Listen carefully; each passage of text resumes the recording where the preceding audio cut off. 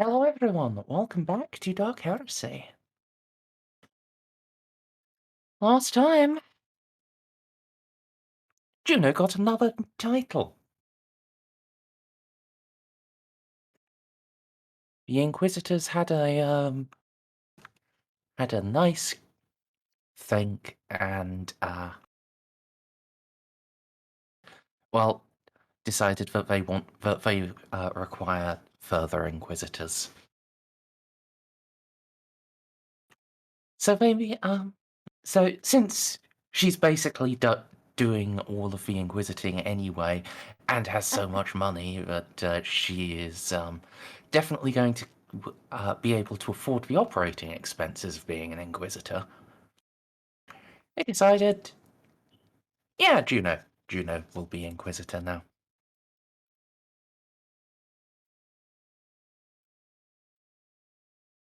There was a hell of a lot of planning.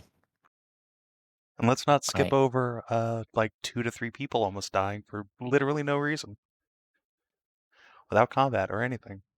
The real highlight of that session to overshadow my promotion. True. He almost killed the Lord Inquisitor.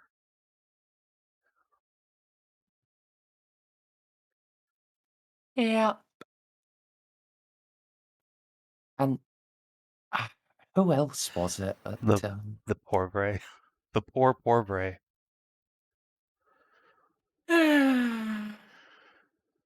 What?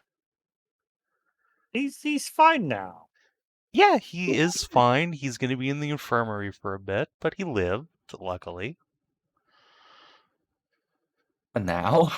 For now, until the next time Jean decides to tell a joke. I'm sorry, what did I miss?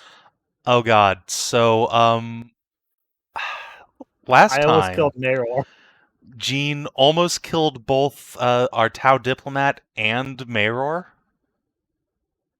I am somehow highly confused and worried, and yet not surprised at all that it was you. Let me see if I can find the summary I wrote up.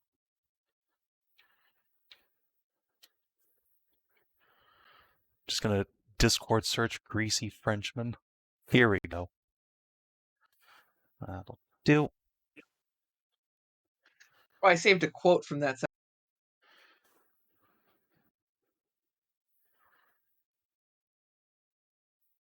Right, yes, I forgot the brain damage. Oh yeah, yes. Jean got smacked. Jean got brain damage. Juno has a concussion. Mayor and the poor Ray had heart attacks. That's right. 2 people got concussions. I forgot you got a head pat.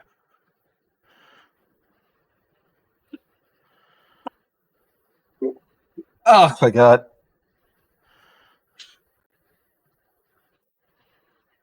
Why does it always happen to the French people? So yeah, Reeve tried to slap Jean 4 times and failed. Finally pulled him like out of his coat in fucking Jacques' hand, threw him on the couch, and beat him until he got brain damage. Now, may I ask why this all happened? Because Jean told a joke, and it was so funny that Mayor had a heart attack.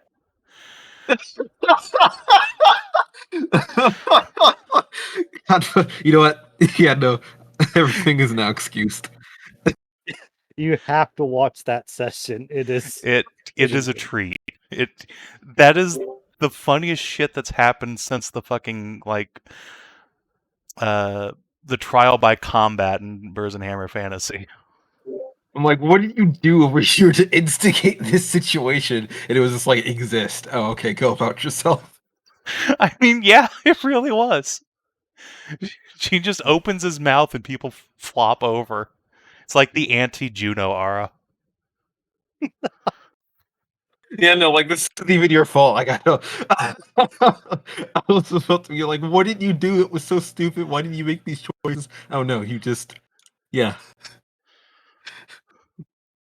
Sorry, RNG's too like this. So yeah, I think last session basically ended with Juno and Jean limping down to the infirmary together. Yes. Well, at least Eloa is completely safe and unharmed, right?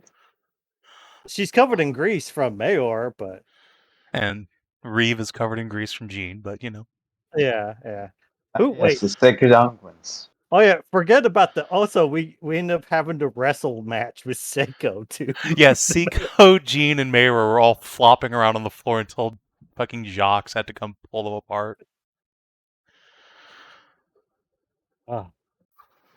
And then Reeves got a crit. He tried to slap me upside the head and crit me.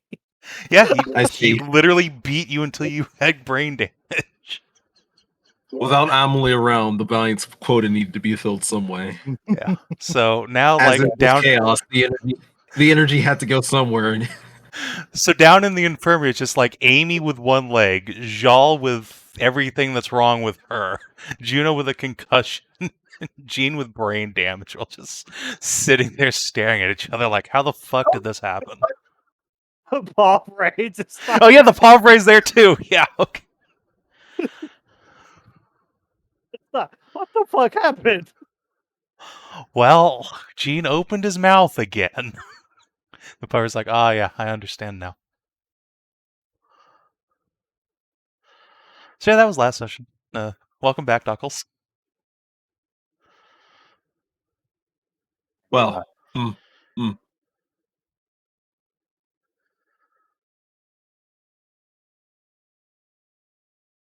Yeah. Quick, this hell. He's got more chaos. Go punch someone. no. I fully expect now that I've returned for things to balance out order to be resumed. Well, we are going to try and turn on an ancient dark mechanica Magos, so maybe we'll have to murder him.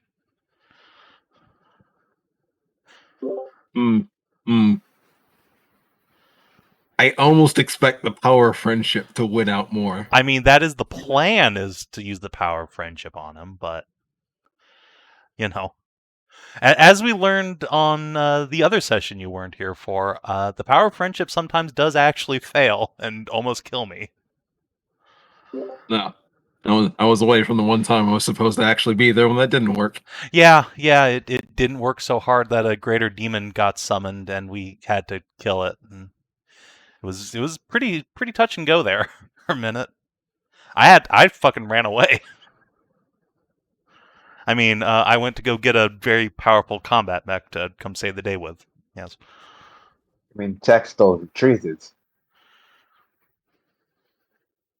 Tactically repositioned. Yeah, I tactically repositioned into the comforting embrace of like 50 armor. Well, I am going to resume my guard post now. Sorry, 30 armor. Oh, he has 30 because it's a little armored.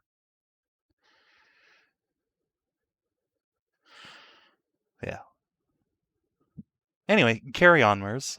Anything else? There was, indeed, something else. Because, you see,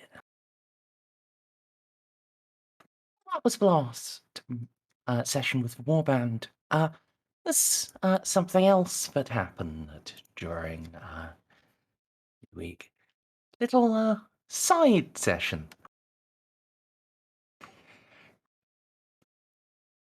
And, well, you know, Savin, I think you should probably sum it up. So I played a game of Battlefleet Gothic with Merz. It was the Sisters of Battle versus the Dark Mechanicum. It was pretty dicey for the Sisters. It was, I believe, 2 squadrons of light cruisers, 4 squadrons of light cruisers, 2 squadrons of frigates, and a couple of line cruisers versus a battleship and several cruisers and lots of little shitty dudes. Yeah, we were horribly outmatched, and they were going to bomb the planet from orbit, so we had to go out from the protective cover of our defensive relays to fight them. I don't think we would have won, except that near the end of the battle, after poor Canonus had to change ships because her cruiser got annihilated, we accidentally torpedoed one of our own boats, and then the remaining torpedo flew through and detonated the warp core of another ship, which, just like the last time we had a big space fight, I was predicting, this is a position where multiple warp cores could chain together and detonate. It detonated another warp core, which detonated another warp core. So basically the entire battlefield got sucked into hell. Some of the sisters did escape. Most of the Chaos Fleet got sucked into the warp, as did most of the sisters who were still alive, which was not many. It's amazing how much that happens with frequency. Yeah, it was a really lucky shot there. We managed to disable one of the two Doomsday weapons, and maybe the other one won't be able to wipe out Walpurgis until Reeve gets there. Okay. All right. Somebody fucking glue my leg back on, please. I need to get out there. No, we're going in the opposite direction. Because Reeve left to go help them, like 2 hours before we got the report of that happening, and he's the only one who can get there because they took the webway. Like, well, good luck, Reeve, and your fleet of like 12 frigates. Well, now, I suppose that is just the way it be.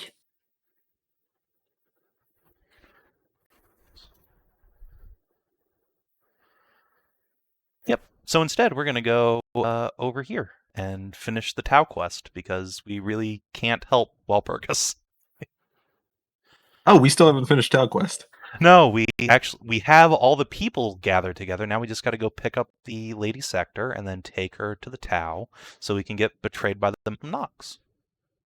Tau still being adorable? Yes. Okay. What do we do with the mirrors? That's a good question, Bob. We haven't done anything because we were fucking busy with gene stealers and demons. So I think that's pretty much where we're picking up. Is Reeve has yeeted himself out of the picture once again, as Juno's father figures are wont to do. He takes after his son. Or at this point, I think it's Balti took after Reeve. But yeah, it's just us and Jox and Mirror and Jal, and we got to figure out what to do with these mirrors. Right, the mirrors that summon demons. Or something, question mark, question mark, question mark. We really don't know what their deal is. Merz was super out of it on the session in which they appeared, and then we fucked off to do other things instead. Yeah. As you do.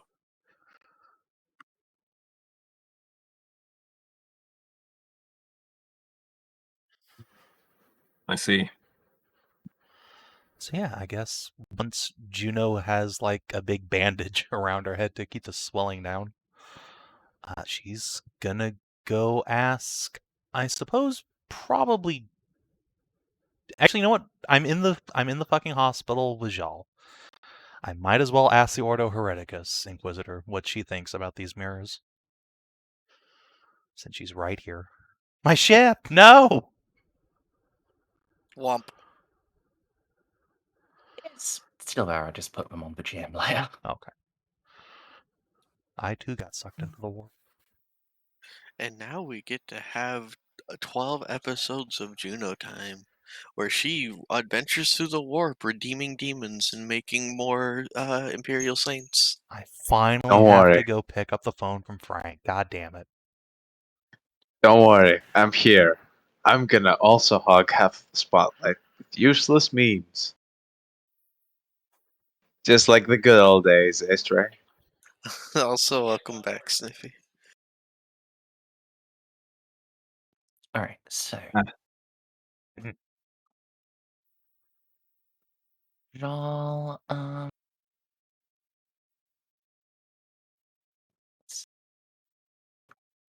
make her Forbidden Law roll.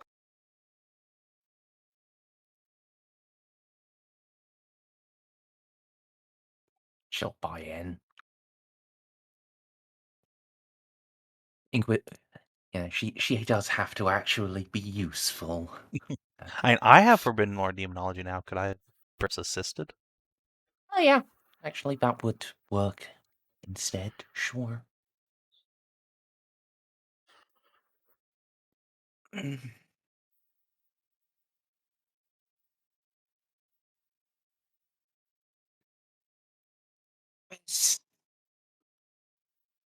Hey, Standrick. Need a blank or a null device. Bare proximity should be possible to destroy them without risking releasing the demon in contained or opening a breach. Ah, so shooting it from orbit is a bad idea.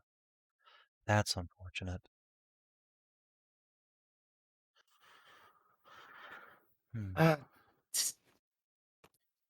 Is a reasonable alternative. However, you'll need to continue shooting. And dependent on the nature of what comes out, certain weapons may not be so effective.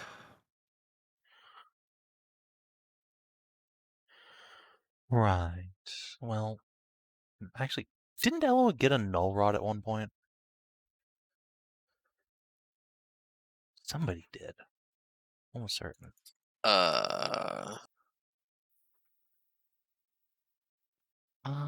What's Let a me null look at rod? my gear. It's a blank, but in a stick form. I don't remember ever getting a NORAD personally. I do know I have transporter rods, Ah, transponder Ah. rods. Baltus's wife got a null. that's right. That's who had it. Alright, well, we have So a bunch of ships here. Perhaps one of them, or Mayror, will have one. Actually, it's pretty likely Mayror would have one. We'll thank Jal and then go shake Mayror down for his inquisitorial goodies. Yes, you can borrow his null rod. Excellent, thank you.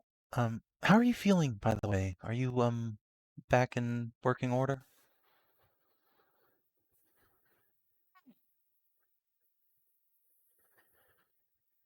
You know how it is. Some days perfectly fine, other days, just start breathing wrong and bam, heart almost explodes. Should be normalized now, yes. Right, well, take it easy for a little bit anyway, just in case. Yes, mother. Juno will smile and just like reach up on the tippy toes and give a little smooch on the forehead. A little head pat.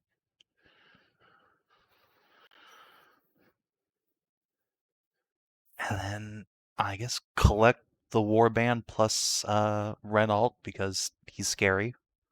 Is Amy's leg working yet?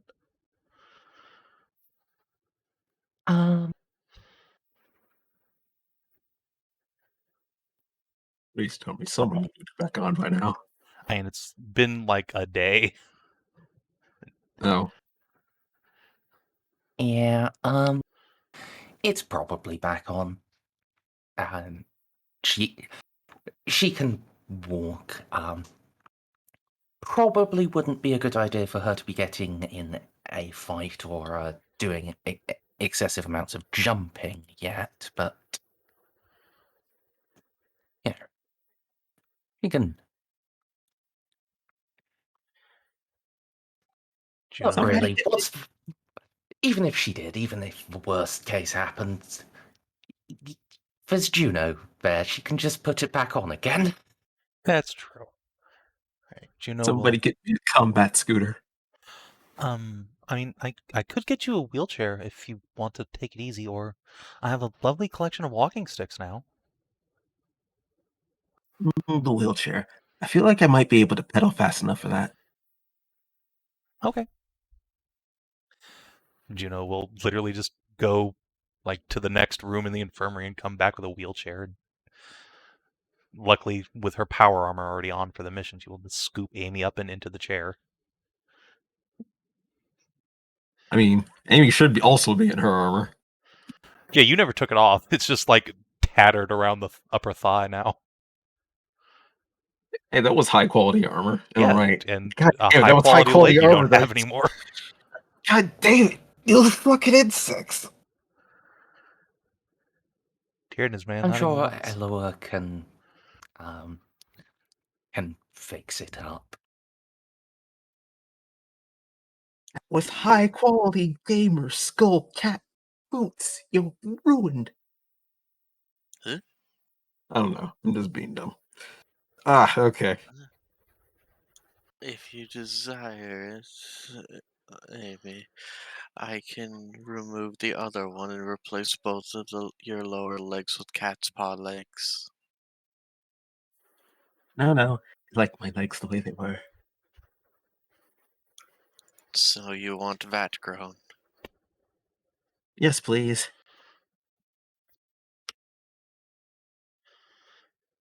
There is a resounding clank.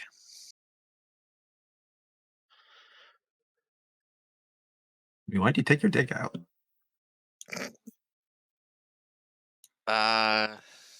Don't we? Do we have access to uh, those vats yet? For limbs, I seem to recall one of the Inquisitors say they had the technology for that aboard one of their ships. Otherwise, you're gonna have to make with a prosthetic for now. No, we got one of her leg. We've recovered her leg and just sewed it back on. It's fine.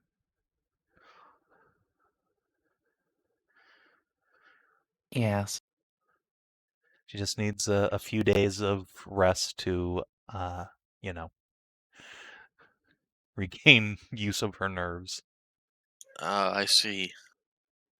Yeah, Can I interest you in 5 lines of cocaine?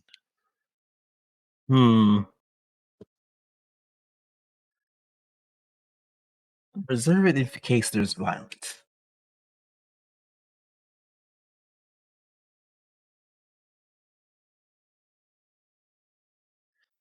If there's violence, I'm sure I can pump you full of something that'll get you into the fight. Alternatively, you might want to invest in a lance, and then I can roll you at the enemy at top speed. I'm not sure I can swing a lance that quickly. Well, no, you don't swing a lance, you poke with it. I'm only trying to make little poke motions. No, it doesn't feel right. Also, Merzendi, for that roll that we were talking about, I'm gonna use that temporary fate I keep forgetting that I have from final shotting the boss. Yes. Remind me. It was for Savin. You should always save the temp fate until the last one, because that's used last. But yeah, it was Fine. what was it? It was Savin's thing. I mean, It required demonology roll, and I was just like, it's a forbidden lore. I got this. I think it was just the forbidden lore about the mirrors. Let's see.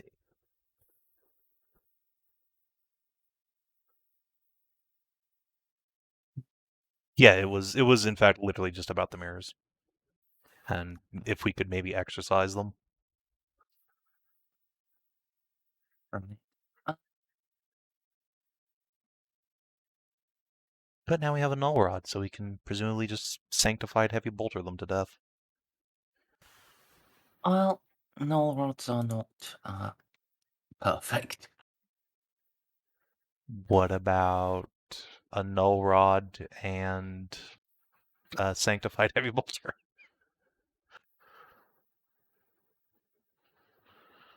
I mean, Or a null rod covered in purity seals?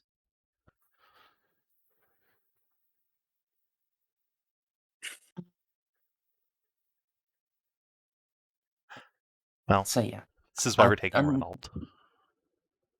a null rod is just by itself a -30 and a +30 to defend against for the psychic stuff. Hey,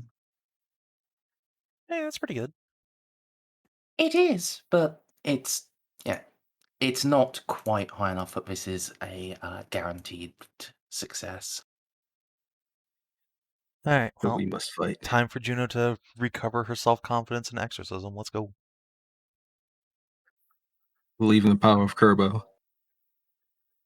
I believe in the power of my dice not fucking me again.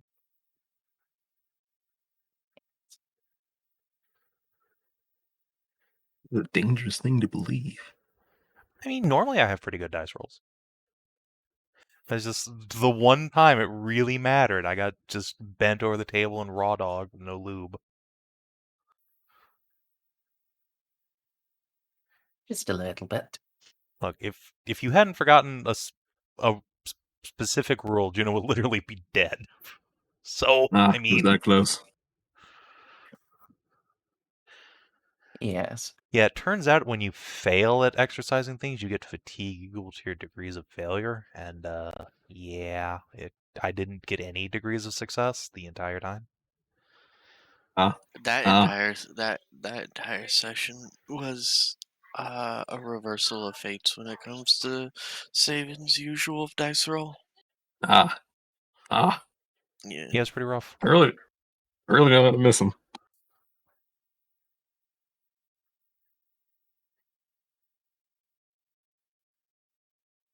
It sounds like some shit went down. I mean, it Yes. was the most powerful demon we've ever encountered, yes. And we eventually just had to shoot it to death, which Eloa ended. Yes. But after Mayror just decided that he was going to take away most of his health. To be Or- fair, was or else. was that like Your pick. immediately? You said it's been a day, right? Yeah, this is the next day, because Juno fell Yeah, unconscious for 16 hours. Yeah, Amelie would have wanted to help. I think she would have been out of commission. Yeah, no, she was out of commission for sure.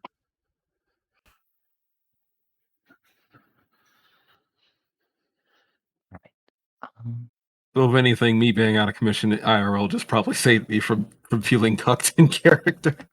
I mean, you could have played Graves in that scenario. Yeah, I would have been fine too. That would have been actually helpful. That would have been Graves would have been Graves would have been involved. Keep in mind, but I would have been wanting to be like, oh, I wish I was Amelie and had all the EXP and cool stuff. Because Graves at this point doesn't have like Graves. Honestly, I don't know. Like Graves is still pretty strong. Like he's still crazy. Yeah, look, Graves especially still since he just has that me, shield. Like no question. So it really is the fact that he has no fate. That's really what it is. Because like, well, no, he has a bunch of temporary fate. Just as soon as he uses one, he dies. But if you're ever going to die anywhere in Warhammer, doing it to kill a greater demon is the way to go. That is also true. Like, Graves would have been there to do the fight either way, so you're right, but, you know. Yeah. Alternatively, you could have, like, played one of the Space Marine Honor Guards, but that's nowhere near as fun. They were really strong, though. Like, holy shit. Jacques ain't fucking around. Space Marine's gone Space Marine. At this point, it feels weird. I spent all this time just trying to be have a Space Marine level character without being a Space Marine. So now it's just like, oh, well, now I just have it, and yeah. Yeah, I mean, you're way stronger than they are, at least on the offense. They survived an amount of damage that would have killed you and me put together, but... Your damage is like 3 times theirs. They're also magic, so And I'm pretty sure their damage counted as magic too. They also had magic swords. I wouldn't be surprised. Yes. And then obviously Jox and Nayror had magic swords too. And Juno has a magic knife, but Lamau You know, sitting here with Sting while fucking Narsil's swinging around.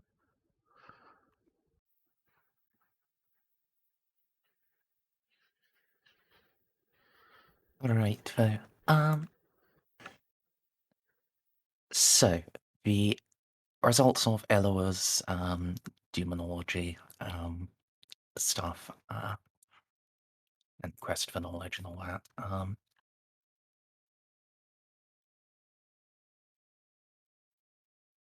Yeah. So from what she's been able to gather, yeah, these mirrors are essentially a limited warp portal.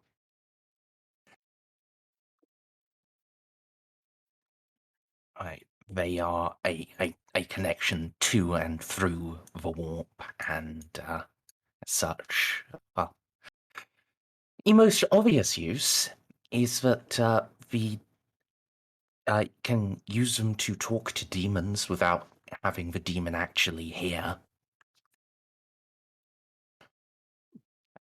And yeah, they are very intimately connected to a single demon.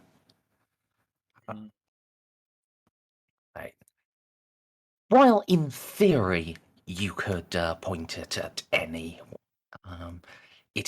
they are currently all pointed and bound up with the essence of one. Now, is that one demon for each mirror or one demon for the array of mirrors? One for the whole array. Okay. That's more manageable. Yes. So, destroying them or otherwise attempting to break them, there's a good chance that would either just tear them open fully, and now it's an actual small but still dangerous warp rift, and this one would probably be less bad for everyone on the planet. It may just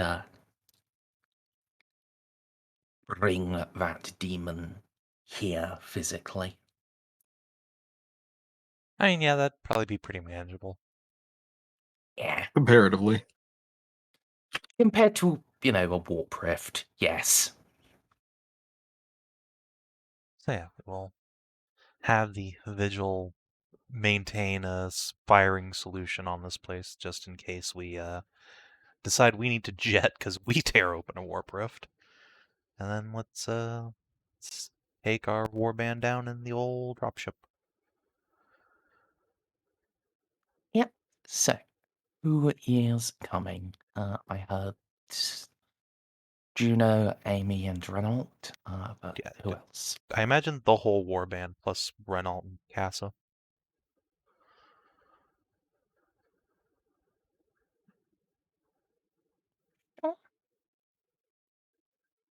Any soldiers or? Juno will bring her fire team honor guard just in case. Oh. I don't. If we need more soldiers than that, we are just going to go with Operation Bomb It from Orbit while we run away. I mean, more bodies on the floor.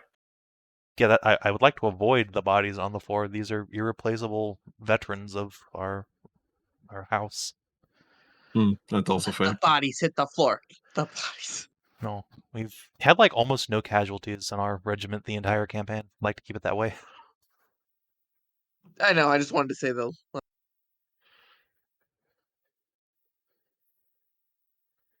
Alright.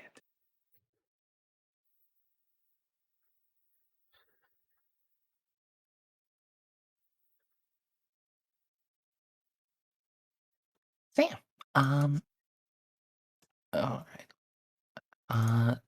Do you have control over the Yes. Good. So what Yes. what is the radius of a null rod's efficacy? 2d10 meters. That's Why is it random? I don't know. now is that 2d10 every time we turn it on, or when you buy the null rod, or is it like a one-use item? Uh, You're the DM. I think you get to decide if it's. I think the intention is it fluctuates turn by turn.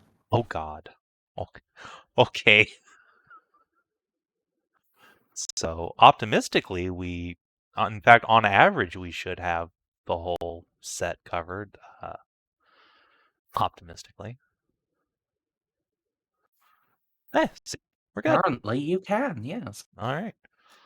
Let's turn it on. Juno gets to go. Oh God damn it! I'm blind for real. And we will start laying down the exorcism ritual.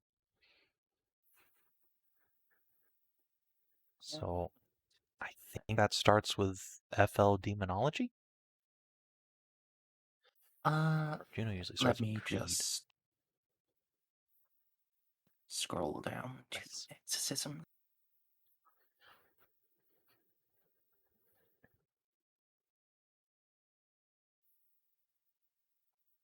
Yep. So, start with a +0. Nice. So for each degree of success on that, it's a +5 to the test. Okay.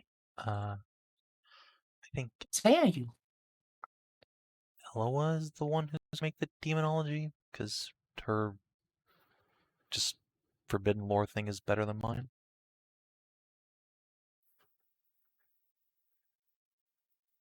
Right, Ella? You can make any forbidden lore test. if Stray is Oh. here. Otherwise, Well, dead.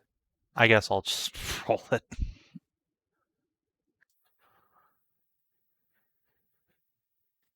And I can press a button for her, but I don't want to spend a fate for her. Yeah. Well, let's roll it and see if we would want to spend a fate. Might be fine. Yeah, that's fine. Good enough. Indeed, that is exactly the same as she would get from spending a fate. That is 6 DOS, so Delightful.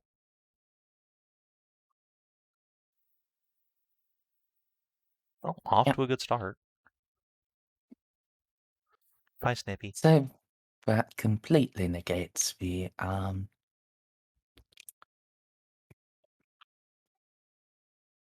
basic difficulty.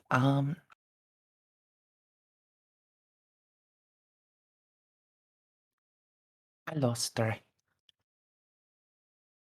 You did a good forbidden lore depths of knowledge. Ah, yes, I was the negotiator. Part your plan. All right, and yes. So other modifiers. Null rod cancels. Yeah. So it looks like the final modifier is a +30.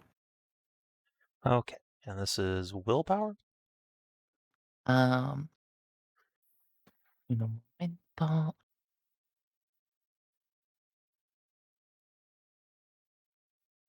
See, it's demonic mastery.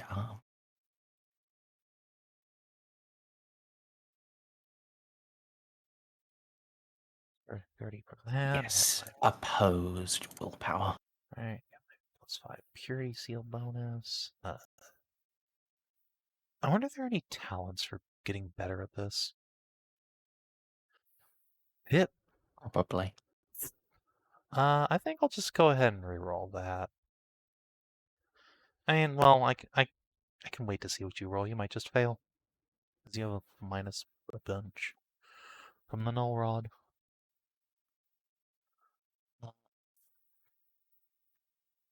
Nullrod isn't actually giving it a negative here, as it's not trying to cast a psychic power, but you do get... That's where your plus 30 is coming from. Oh, okay.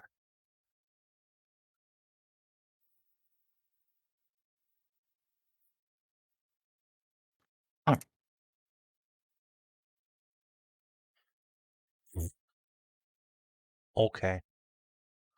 Well, yeah, I guess I'll reroll him. Do. Power plus 35. Oh. Oh no. Well, That's what, 5 fatigue? 4? yeah. Let's see. It's if fatigue is over your characteristics, you take a penalty, right? Yes. Okay. Okay. Let's try it again. So, Gonna invoke my... that took 5 hours. Jesus Christ.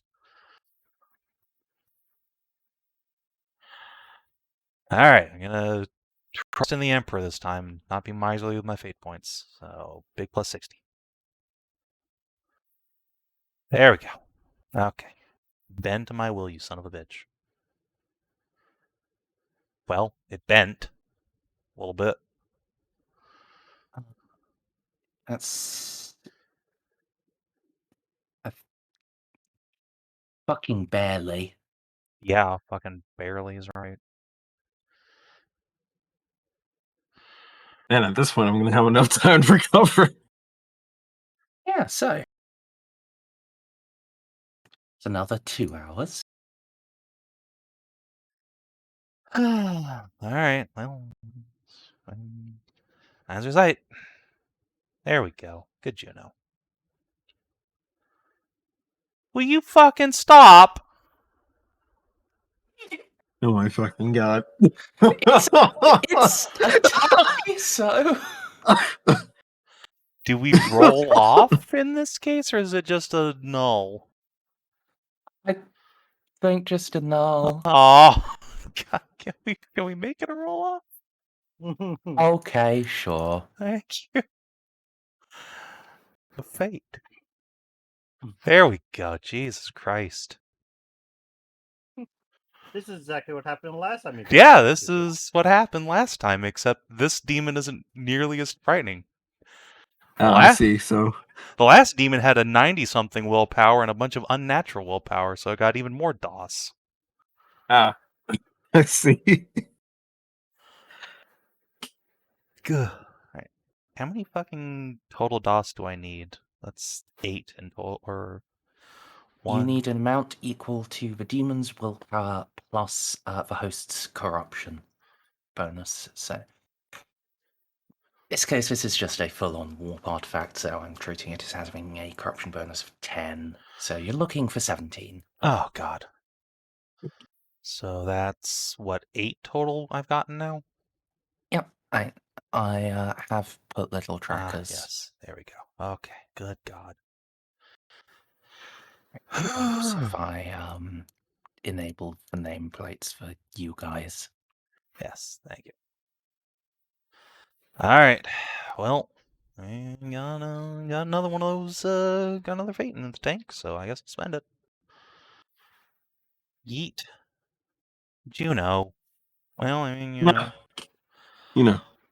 You know, I think it might actually be worth popping a fate here to try and get a maximize. shitload of successes.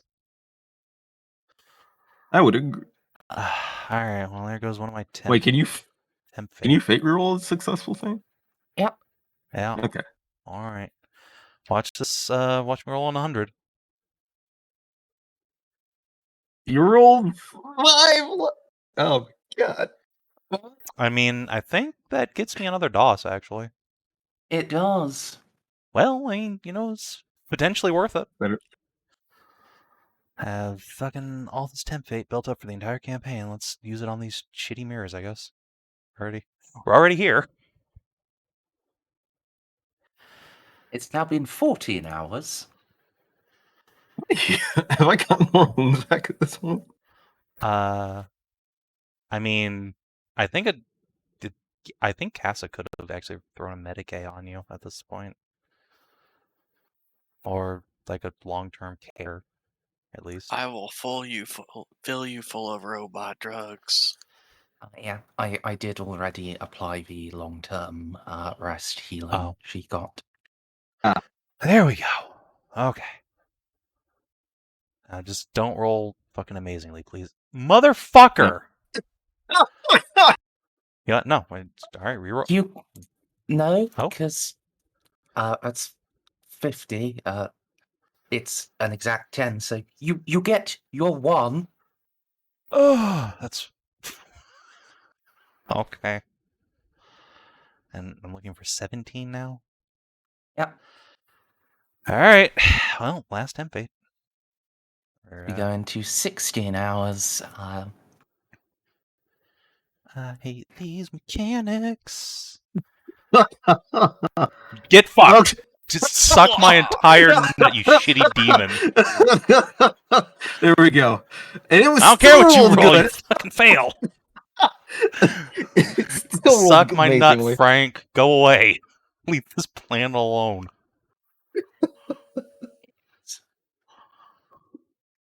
So that's... After 18 hours of grueling and mentally taxing work, a hiss permeates the chamber. And you all feel as if a weight is lifted.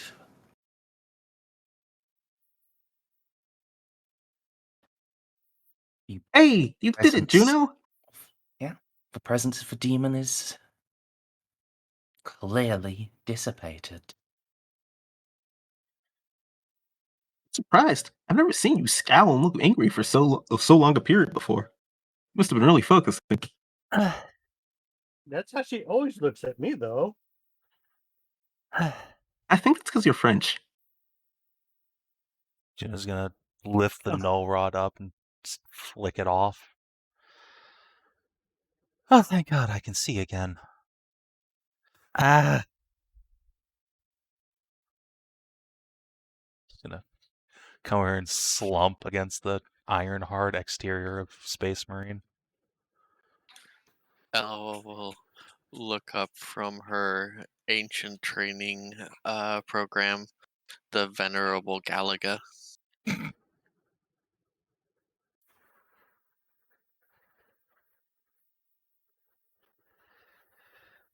We did it.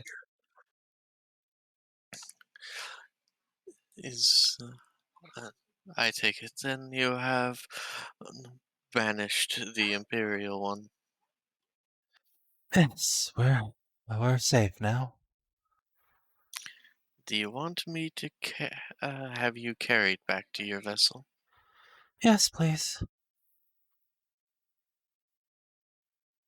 Renault will just scoop you up. What? You have Getting- done well. Thank you. Juno's tummy is just gonna like audibly grumble. I have already alerted the gallery. The galley, sorry. I've already alerted your art gallery. They're going to take a paint. They've already started painting this wondrous moment. Excellent. You being Well, that's rather princess actually in character. You being princess carried by by an angel of death back onto your ship with with the body of a demon in the background. I mean, yeah, it's pretty apt. I'd want that over my mantelpiece.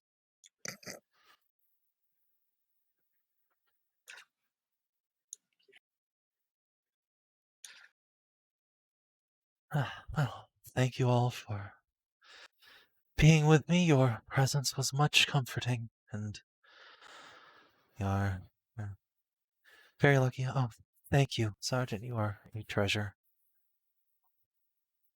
Start chewing on that. Luckily, we did not have to fight the thing. I was ready to start swinging. I know you are, but at the same time, I don't really want to see your leg trailing behind you. Though I I'll beat him with it. suppose Those I wouldn't dang have demons. been seeing much of anything in that particular case.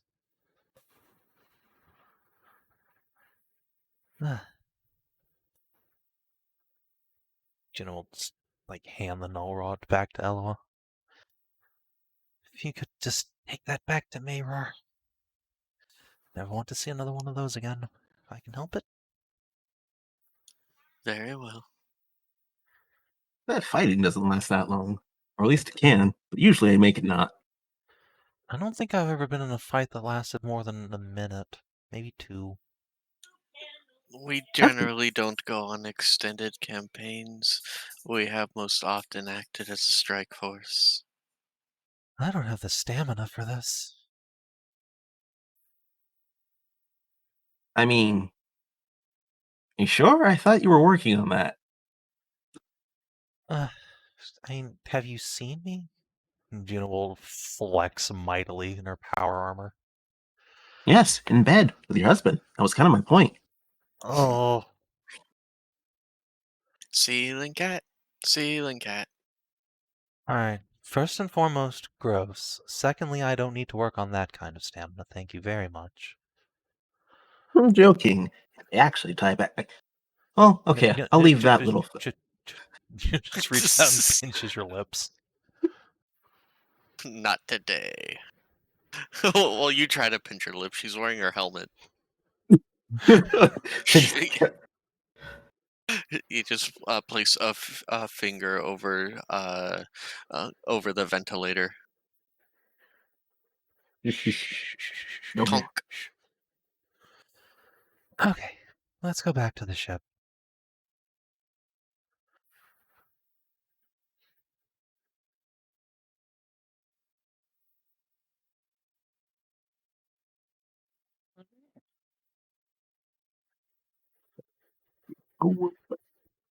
So, with that taken care of, actually, as you start heading back, Renault will ask you. So,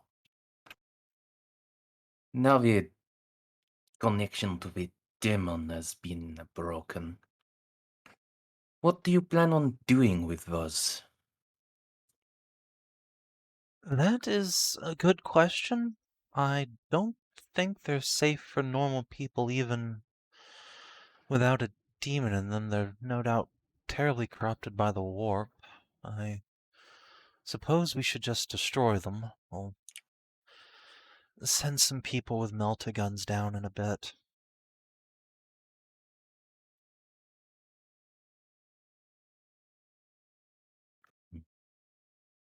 A wise decision. They are, even with the binding broken, it still can be used as a gateway into the Imperium.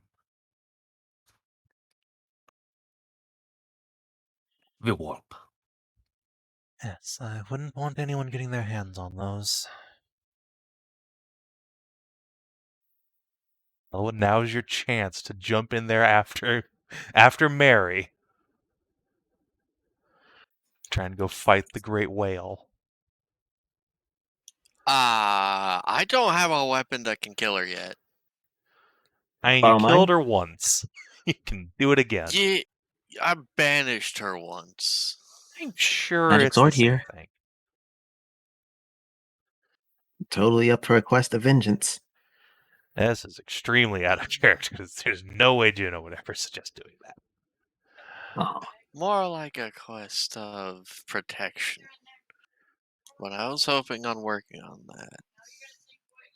And this is straight talking. I am trying to work on something for that, but it just takes time. And I also got access to both Mayror and Bossman's library. For some reason, Reeve, there we go. His name was slipping my mind.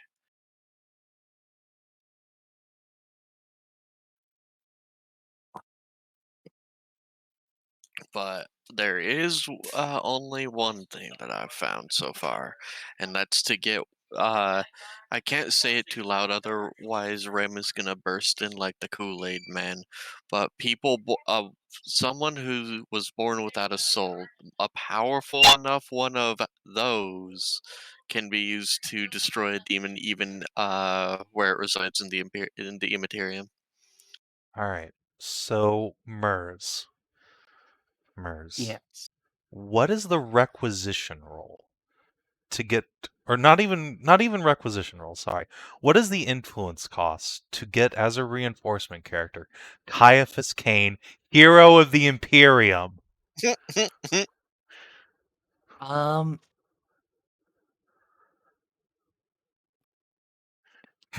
he comes with a free plane. No. He does. But no, he's busy. Oh, damn it. oh, Well, unfortunate. I tried, Eloa. Well, Yeah, I have to be honest. When you were in the lead up to that, I thought you were going to say like a sister of silence. me too. I mean, Yeah. I don't think they're around yet. They're hiding on the black ship still. Well, they're not in a position where we can hire but, them at this point in time. They haven't re-announced themselves. Yeah, there you yes. go. Why not? Someone suggested what was a Calexis assassin? Which does have rules for us to get, but I'm fairly certain Merzendi said that we had to get our Calexis assassin the apex of Null. They are among the top tier, yes. And with their technology, like the Animus Speculum, they are. It would either be one of them or a Psi Titan for the most powerful nulls. A Psi Titan. Yes, a Psi Titan of the Ordo Sinister. I I didn't know this. I remember when we were talking about that. Yeah. This is news to me. I've never heard of this. They're relatively new to the lore, like Martyr of Mankind, which I think was 5-6 years ago, was when they were first mentioned. Yeah, they are. Well, actually, no. That was when they were first mentioned in recent stuff. There is a very old mention of them now I think about it, as just having vaguely participated in the 13th Black Crusade. But anyway, they are Warlord Titans, but are filled with enslaved psychers and piloted by a null.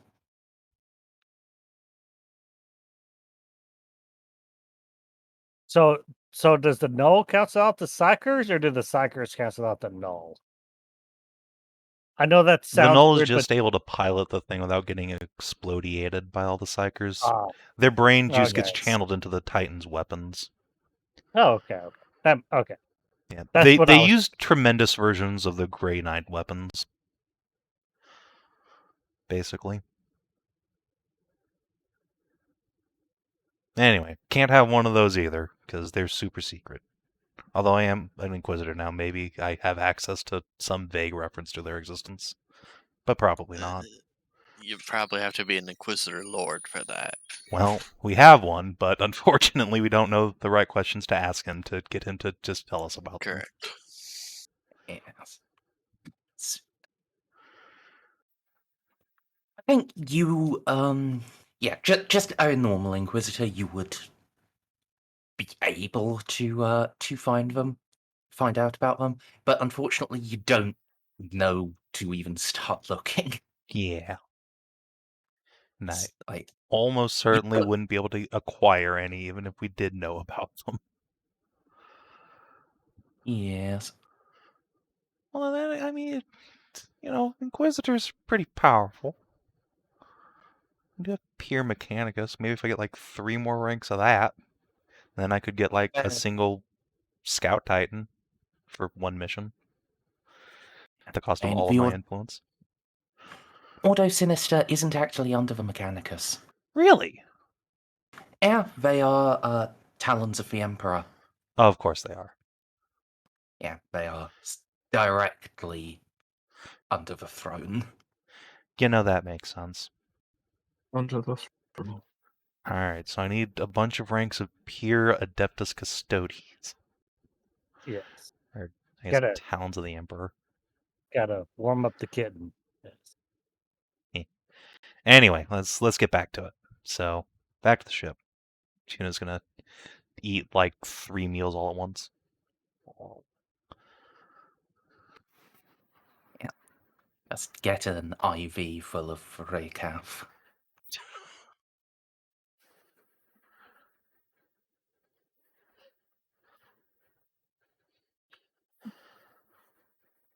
So,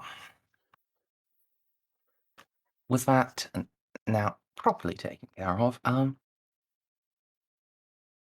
at least about to be taken care of by the scary men with melter guns. What now, folks?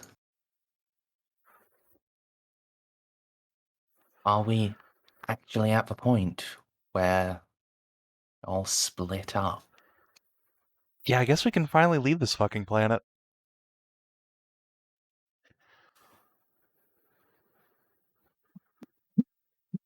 Yeah.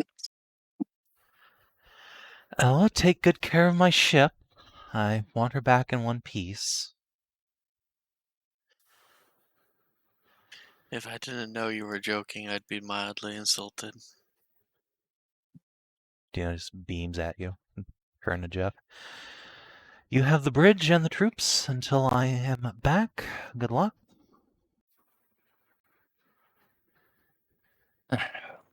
Thanks, Doc. I'll take good care of them. I know you will. I will take care of Amy in your stead.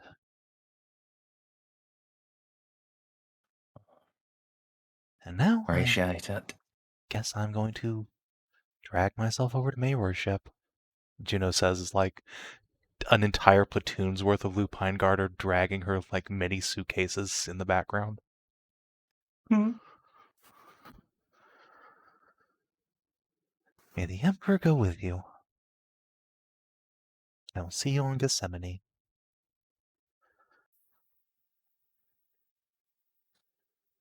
So,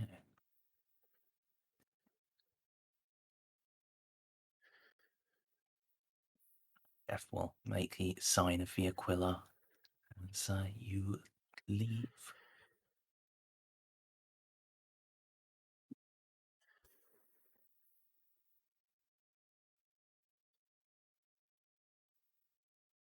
So,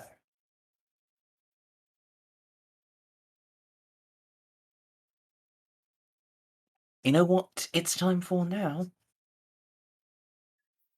Thank God this isn't my ship, because I don't have any fate points. Yeah. Hmm. So,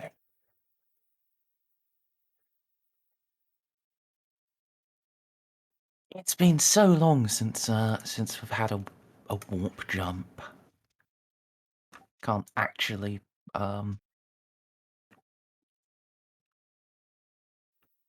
yeah, I need Navis Primer. That's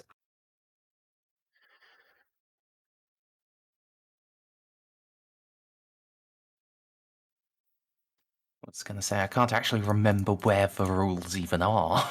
It's like at the very end of Mandragora.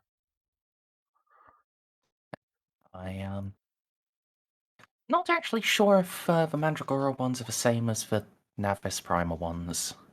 Don't think they are. I think they're the same as the ones from like Rogue Trader Normal.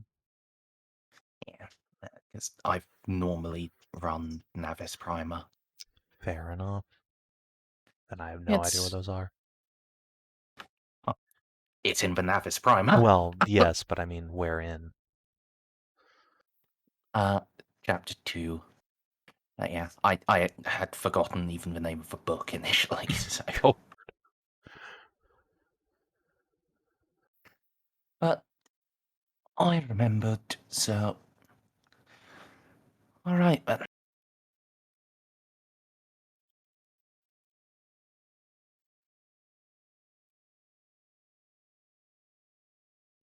So it starts with +0,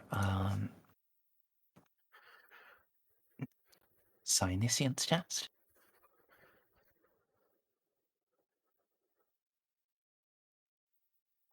I guess which ship are we doing first, or are we just kind of doing them both? Doing Mayoral's ship first. Okay. I can sit back and relax. Yes. Well, I mean, this is the ship you're on. Yeah, but there's literally nothing I can do about it, so... True. Oh, actually, that should have had a +20, because you fucking bet they have detailed charts. But it doesn't... Oh, there's a warp storm. Sorry, warp storm's happening. Need to wait D5 days. So Juno's luck continues to be Juno luck. I think you mean Juno's gonna go sit on the Mother of Invention for a day. Come back tomorrow. Yes. Well, membership is, very effective. It's not super comfortable. Yeah, Juno's used to living on good quality luxury crew compartments, and also Yeah, does he not have doesn't even. husbando. He doesn't even have common quality luxury. Yeah, so as soon as the announcement of we have to wait a day, it's like, all right, see you guys later. Yeah. Back to Augie's ship. Yes, the living quarters on the Minute to Midnight are cold quarters. You get to sleep in a cryopod. What? Okay. Juno's gonna come back with a bed. Fuck that. All right. I don't know why you don't want to be frozen up on Lord Inquisitor's ship. No, I'm good. Me and the boys are gonna go find a storage closet.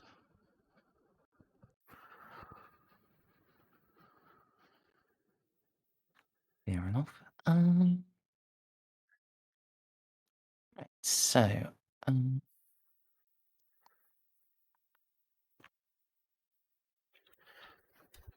does he have to redo that after the day? Yes, he must again read the auspices. So.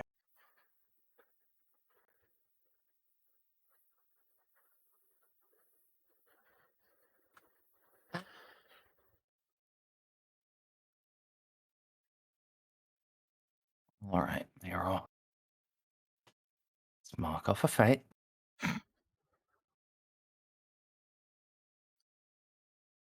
Because definitely do not want to fail here, because then the estimate is all over the place and you end up falling back in time. But yeah. Success. It's not a warp storm. Huzzah.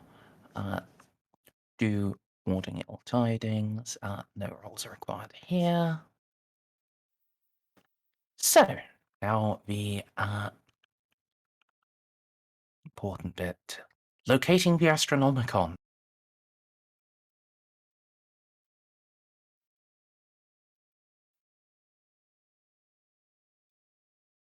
So, final modifier is a -10.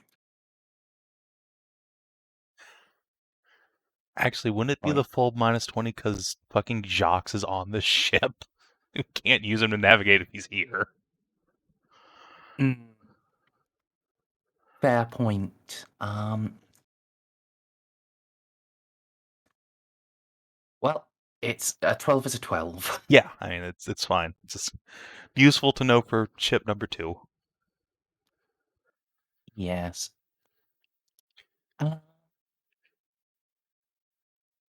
Yeah. Astronomicon is located. So navigation is got a +30.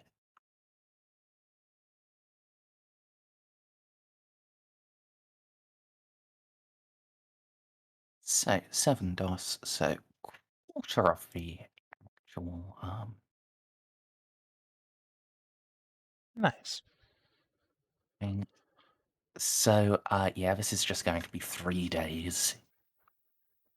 Nice. And yeah, one roll on the encounter tape.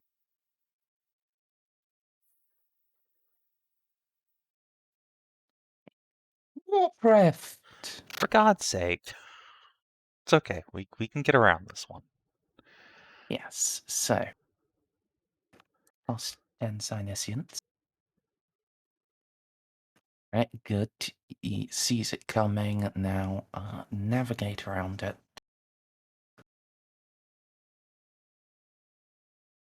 Oh boy. Yep. And now pilot spacecraft.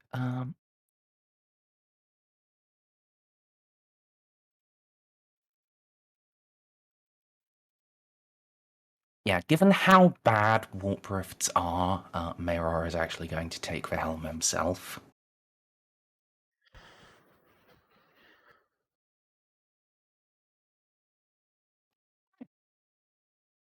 Avoided that encounter. That's good.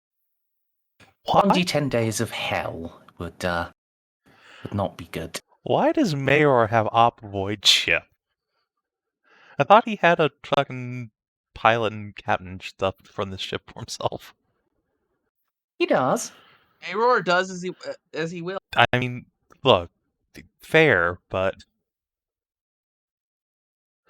does he just have like 2 dots in every skill? At least. No. He's got quite a few, but he's just got 1 dot in. Okay, fair enough. Yeah, he did get the Inquisitor talent that gives you everything. I mean, yeah, of course. Why wouldn't you? But there is one that gives you 2 dots and everything.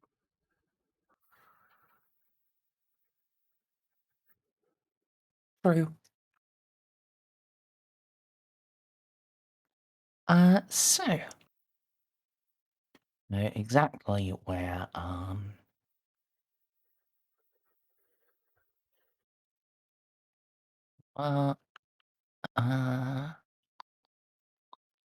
and yep, can perceive the Astronomicon, so can just leave. No problem. Arrival at Gethsemane is achieved. Now it's time for the other ship. Yay! Oh boy. All right, no, it's fine. I paid actual influence. This navigator has a fate point, guys. It's fine. Everything's gonna be fine. I'll see you in 200 years. Look, the worst that can happen is 5 years, although that would be extremely bad if Eloa fucking fell through time. Yeah. Alright. Well, actually, the worst that can happen is an eternal number of years. I mean, yes, you could also just be destroyed I or can lost just to the warp join. forever. I can just join a space Hulk. It's fine. Yeah, it's fine. It's fine. Eloa gets sent back 2 years and Just to slap her previous self. Stop being such a bully. Alright. Only a little genocide. So it's Psynicians to start with, plus what? Yep. Plus, she has detailed charts, right? Yes, we have good quality star charts. All right, Ben, it's plus 20. Excellent. Whoa.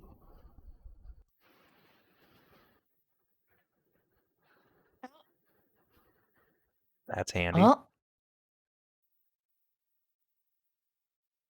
Auguries are divined the fuck out of.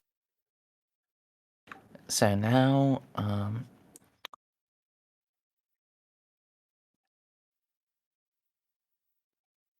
Jeff will do the proper thing and take time to ward off ill omens. Yes, yes. So, locating the Astronomicon. Yeah, with Jacques in motion and in the warp himself, yeah, it's gonna... Can't really use him as a reference point, so it will be the minus 20. Psynicians? Yes. Okay. Well, yeah. Could be worse. Yeah, see, it's fine. So that'll be a plus 10 to navigate warp. Navigate warp. It's a plus 30. Okay. Is that including the plus 10 from that, or? Yes. Okay. Do. Alright, so that's a quarter of the time, so... And then also, don't forget, we have 1d5 plus 5 days shaved off. Sure, go ahead and roll out. 7. It's literally the same day. Yep, I fucking told Mayor where my ship's faster than his. Didn't fucking believe me, but I told him. I mean, this is 1 day versus 3 days. It's That's not... 300% faster. No. That's not how maths works. Shut up, Merz. Alright.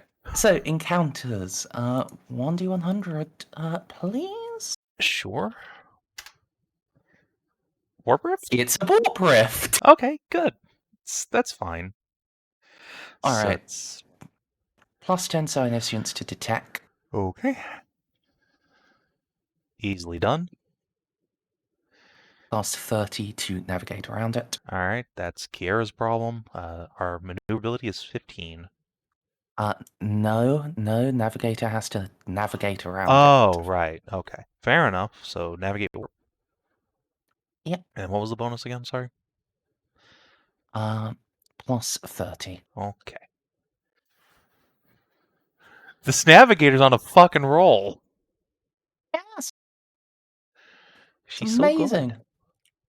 And now Kiera, plus 10 to her. Great boy trip.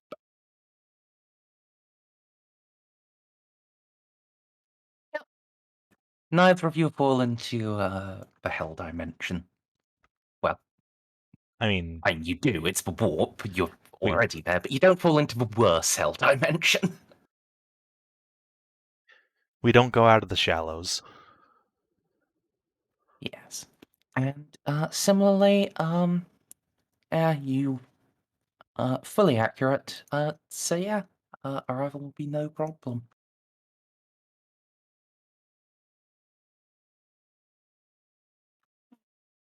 I guess Eloa gets to stay in the campaign. She doesn't fall out and land in Robu's lap. Wait, was that on the table? Hold on. 1 second. Mayor, I wonder what you do. So I get to join the other elf fucker. Got it. Yes. No fucking kidding. She's. Yes. So. Oh, I forgot all of her giant bonuses too. She's even better than that. Talents and the like. Yeah. Forgot. Got it. You just didn't want to see me again. I see how it is. Look, I was just trying to give you a one-way ticket to Robu's lap. It's where I would want to go. Instead, I have to stay here and rub myself on Tau. She says as if she hates that. I mean, look, I'd much rather be fighting Tyranids over in the fucking Segmentum Ultima. Hey, don't take my fight sexuality. That's my calling card. She has been rabidly hating Tyranids since session 1. That is fair. Anyway. Hating is indeed her calling card.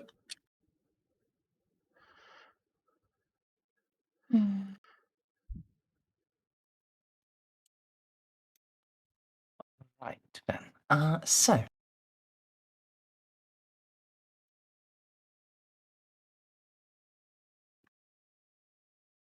Now you have yeah, you've got like 1/3 days of travel. What are you guys doing on the trip?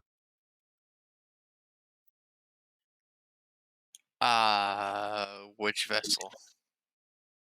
Either of you. Probably sewing my leg back on and then hanging out with a towel. Hanging out or hanging out? Well, Merz did ask us to dethaw, what's his name? Null on the way here. Oh, yeah. Almost forgot Same. again. I was like halfway through writing that some random funny bullshit Juno could be doing for 3 days on Mirror Ship. But yeah, we should do that, I guess. If you're going to ever, now is probably the best point. Yeah, okay. Have fun, you guys. I guess I can exchange shanties with this ship's crew some other time.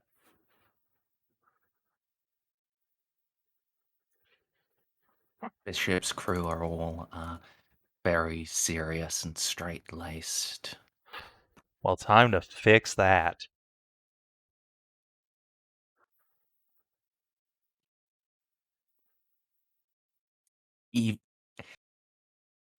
I don't know if even Juno could. These guys have been dealing with Mayor for their entire lives.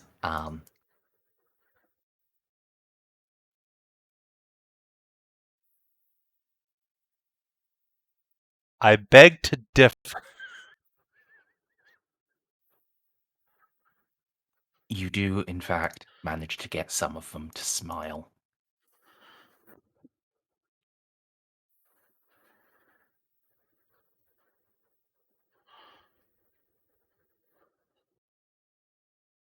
That, however, is the extent of what even you can do.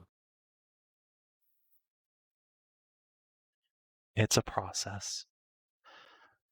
But yeah, I guess if Mayor has a hold somewhere, we can take our new friend too.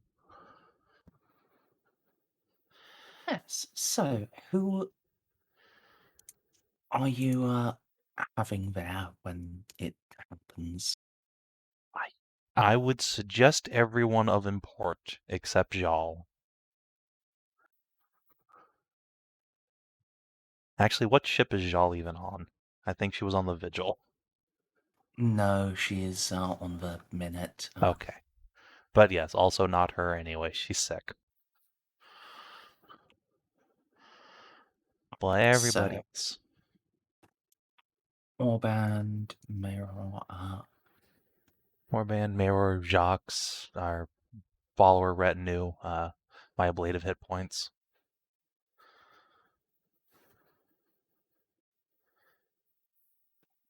This turns into a fight. It's gonna be fucking rough for Juno.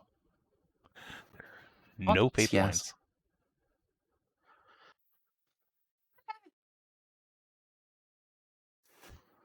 points. Hmm.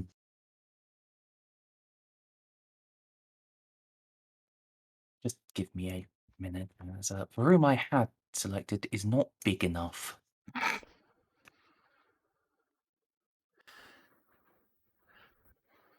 We do have a lot of friends. Yes.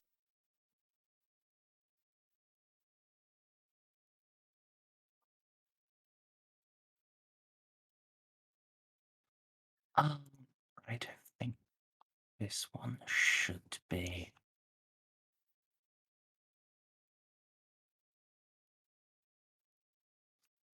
I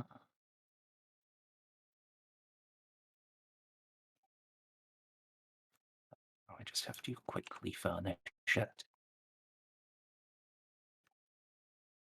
Should not take overly long, but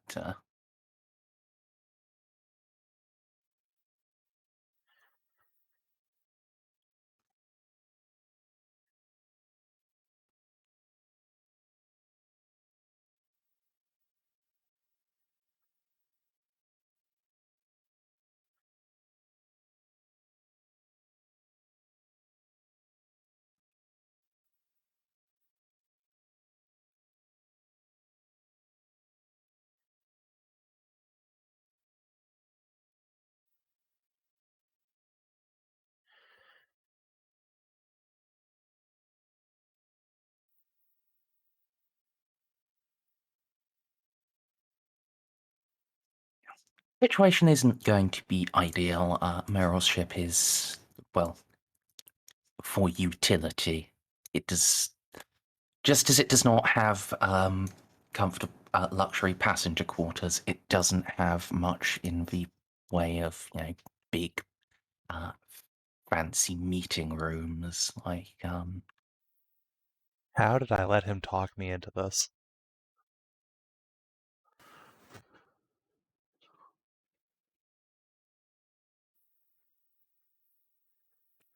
It's a good question, really, but you did, so. He insisted his ship was faster.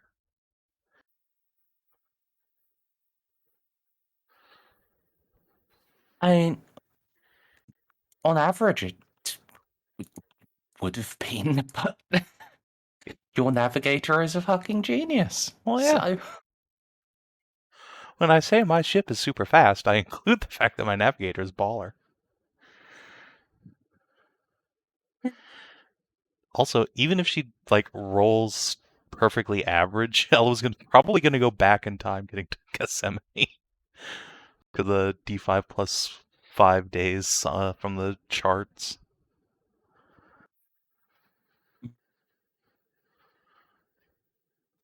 right, so,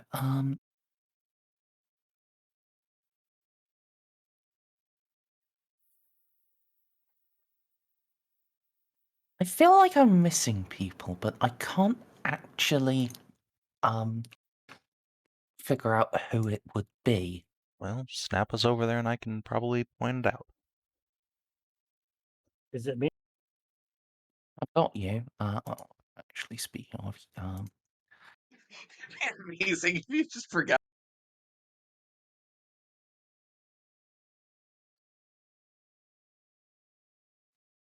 Just forgot. and I assume you, yeah, would have had enough time for everyone to heal up.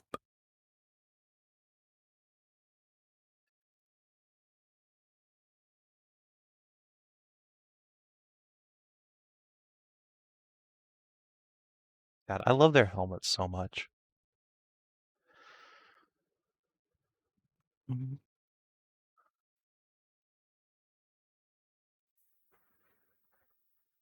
Oh, right, yes, ablative hit points. That was one of them. Yes. I think that's pretty much everybody. Presumably, Ceiko's wife is... Actually, no, she and her kid are probably on the vigil, so... Marco's not here because he's on another mission, so yeah, I think this is about it.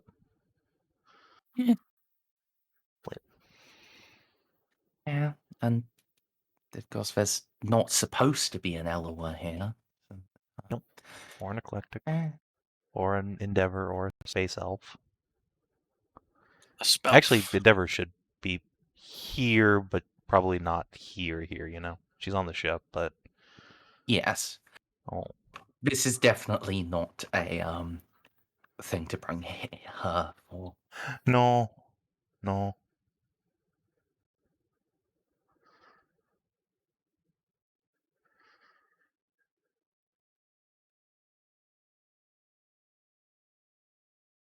I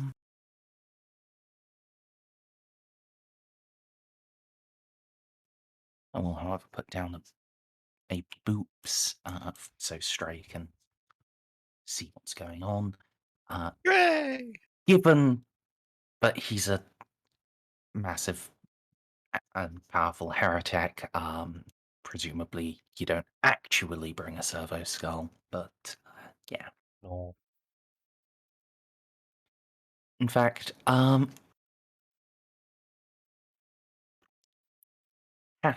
will ask, you sure it's a good idea for me to be here? Lot of me is only going casa for cybernetics I got. I mean, the same goes for Ceiko and Mayror. I don't know what could happen, so I'm not really in the best position to judge. You may be surprised, but I really can barely even work my data pad, even when I had eyes. Yeah, I know. Well, one of the... I don't know if he probably can, but one of the things evil mages can do, Mechanicus, give warnings about this. They can hijack cybernetics, and, well, you mentioned Lord Mayor, does occur to me that it may be a very bad idea for him to be around. If this goes sideways, it might be like mind control, essentially, on someone as far past the Crux Mechanicus as he is. Yeah, Mayror is the scariest person here, too. Kind of lean out of the Vanguard. Mayror, do you want to be here? Want to, yes. But girl does bring up reasonable points as to why I should probably just watch it via stream. Juno will nod sagely. Okay, Ceiko, do you have any brain implants? I don't think so. Yes. Oh, you do? Okay, so it's me and Polnareff and Amy, because we're pretty much all organic. Juno will kind of gesticulate at the Marines. How fleshy are all of you? I mean, Jox is fine, obviously, but...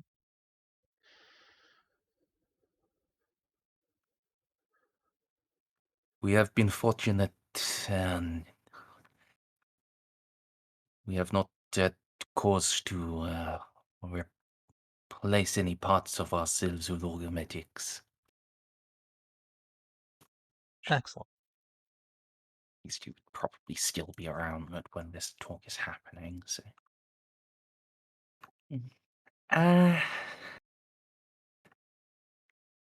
I'm a little worried about what he might be able to do to your armor, though. Probably can't make you do anything like he could with us, but might be able to just lock you up.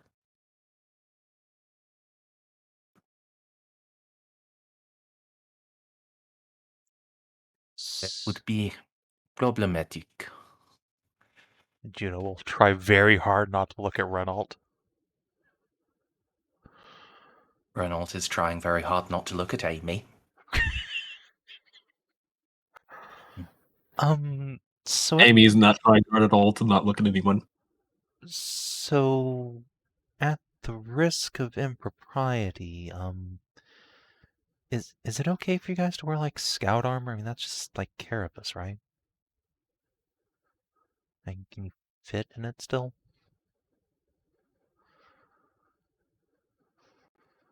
Jacques chuckles slightly, I and mean, not you, but one of the paladins shifts on his feet. Yes, you can still fit in it. However, our capabilities would be dramatically reduced. well, which do you think is more hampering, having your armor locked or being in carapace? Having it locked. It is an unfortunate necessity, I suppose.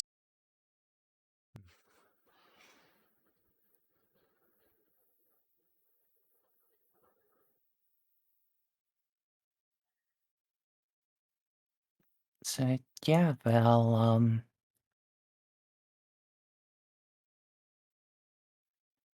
take some time and switch over to scout armor.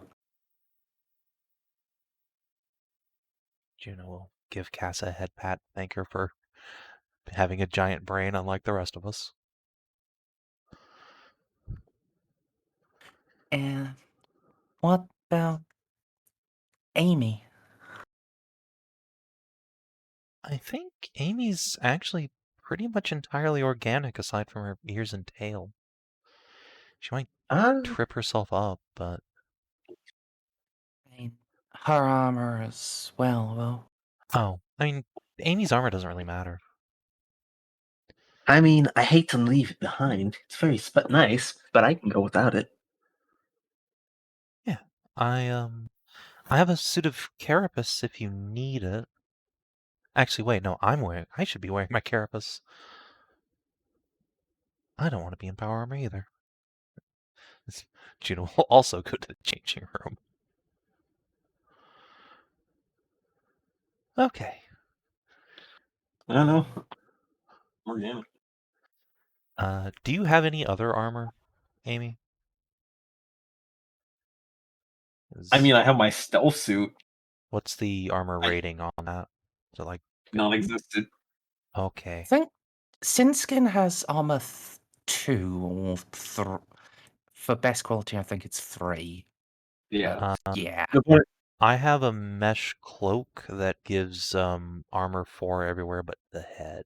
I will just drape that on Amy. There you go. Okay. Yeah, I was going to. What I mean to say is, I'm using the Sin Skin. My plan is not to get hit. Yeah, I mean, I think that's your plan all the time anyway, to be fair.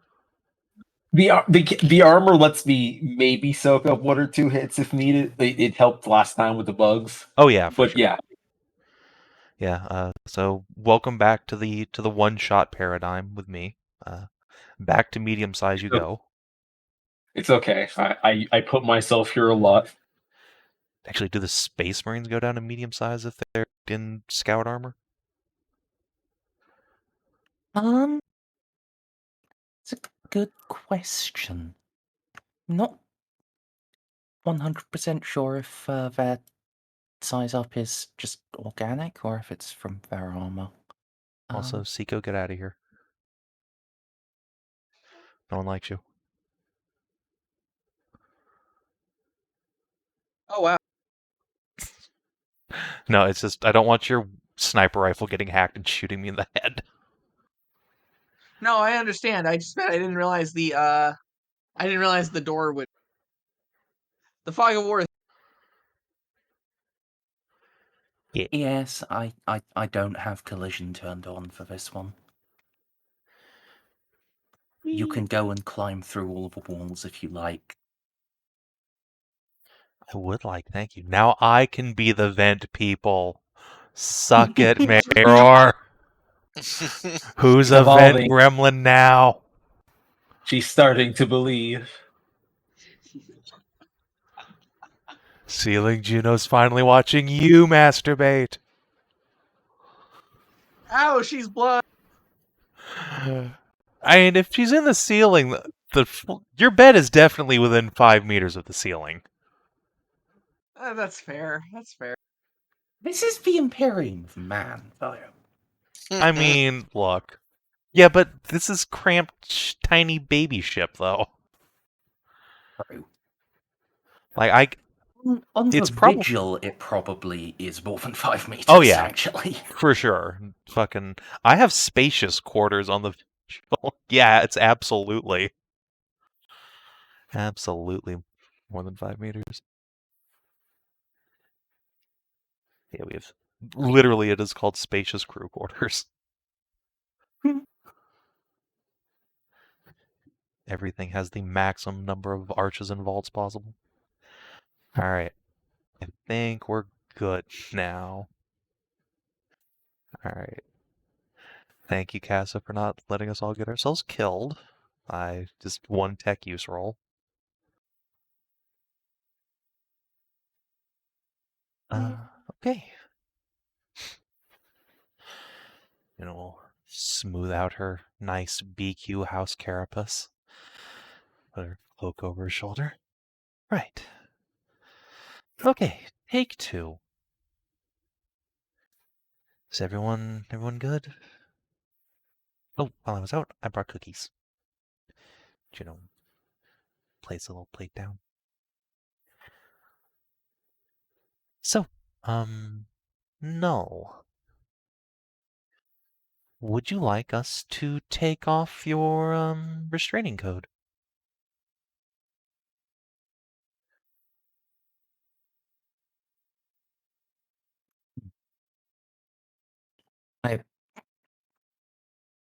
I believe we have already discussed as much in the past, Inquisitor.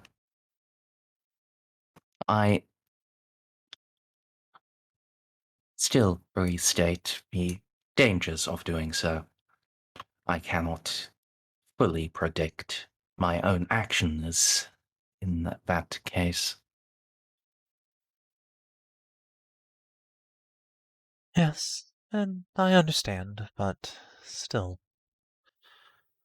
I believe that the value you bring to the Imperium can be greater with all of your powers unlocked. Besides, I'm sure we'll be just as good friends before as after.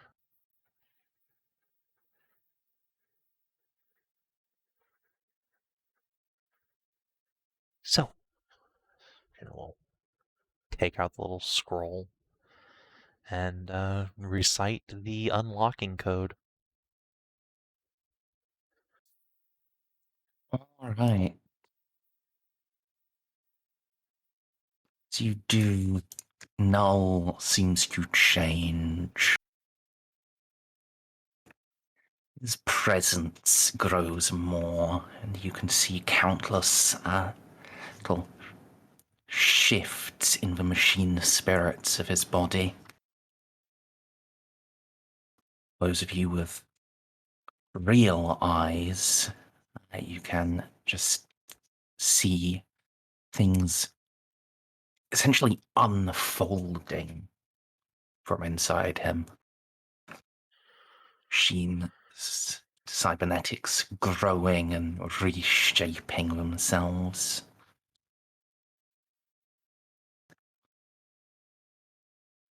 It's still recognizable, but now it's like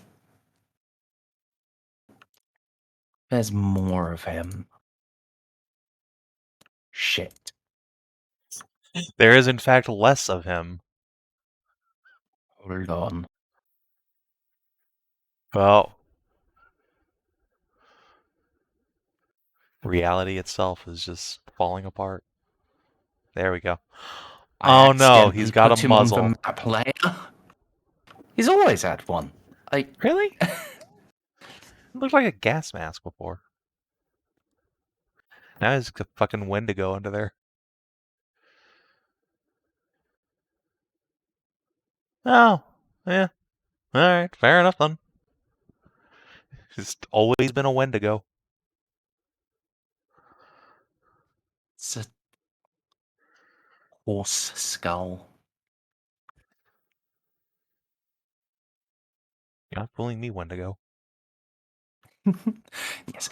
I apologize for his health bar floating so much, but it's the best way to have him be like a intermediate sized token. He is more than medium. He's not quite large.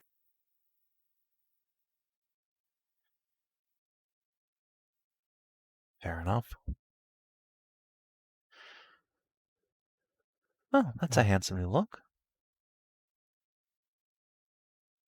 Inquisitor Juno down. This is a pleasure. He takes a cookie and eats it.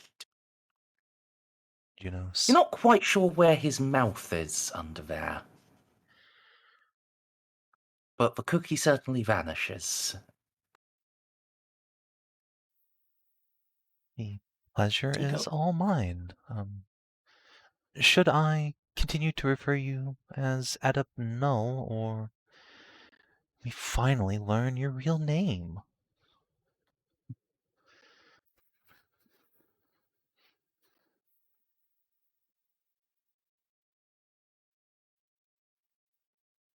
You may call me Yelav. Yellow. Very well. Welcome back, Yellow.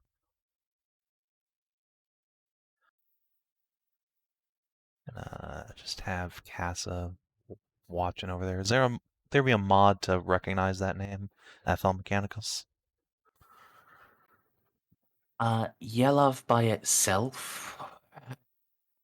Well, given that, he's from Cyclothranth, yes. I think she probably could. Yeah, it would be very hard though, like -50. Okay, hey, might as well try. No. Don't think she has any real way to boost that any higher, so I'll ask. It tugs at some memories, but yeah, ultimately she can't put it together, and so learns nothing new for now. Fair enough.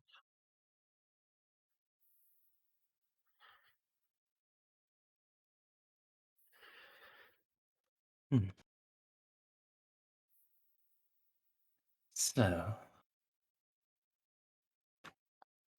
I am given to understand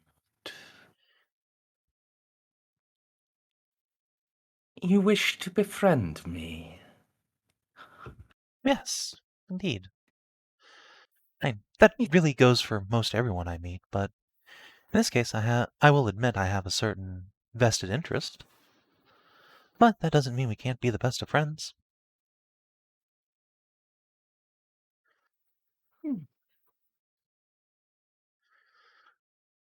It is very curious. Maybe Lord Reeve, he is never quite so sweet.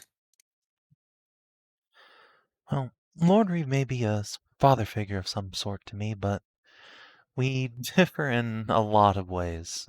Most ways, really.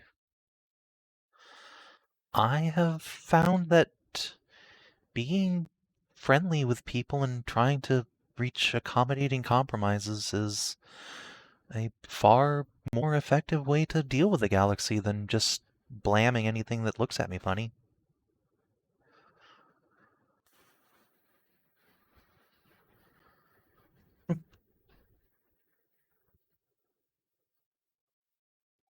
Yes, it's very curious. Some days. Well, forgive the turn of phrase, Inquisitor. You understand, of course. But some days do not actually happen, but it does surprise me that in this Imperium, you haven't been executed for all that. Me too, to be completely honest. Galaxy's dry. I'm not sure if it's because I've had Reeve protecting me, or I'm just so charming that even the people who want to murder me just end up liking me. That's kind of what happened with Jal and Turpin. You know, just kind of look over. Does Turpin like me yet? I think he's grown a soft spot, just a little bit. I do not believe he actively wishes to crush your skull. I mean, that's pretty big from him. Indeed. It is about as close as he gets. The actual soft spot he has is for Lady Sifia. Really? He is a I If he thought... didn't, he would have actually shot her. Instead, he enjoys indulging himself, following her and trying to hit her with his hands. Ah. Yes, I would imagine that's pretty amusing. Even I sometimes want to slap Narcy. Don't do it. She's baiting you. She gets off on it. No, that's my shtick. Him. I'm afraid, Inquisitor, you do not have the copyright on masochism. Don't I know it?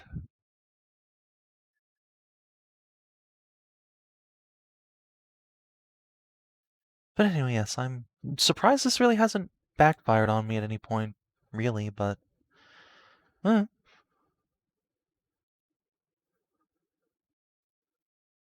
In time, I am sure it will. Probably. You will smile yourself into an early grave. But I mean, does that really sound that bad compared to everything else in the galaxy? no, that is exactly the thing. I think she'll... When the day comes... Your last words, Inquisitor. I expect them to be some variation on... It was worth it. That's pretty much what I was going to say, yeah. If I can make the galaxy a brighter place, then, well, if I have to die early for it, then it will have been worth it.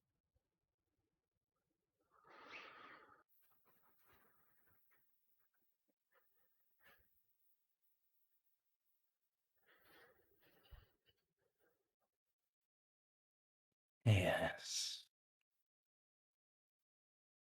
Now, reason does dictate someone would have to try to make it better eventually.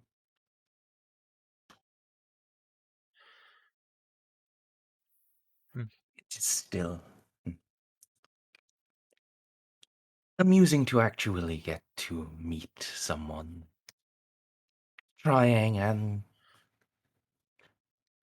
even if it is only a little so far, succeeding.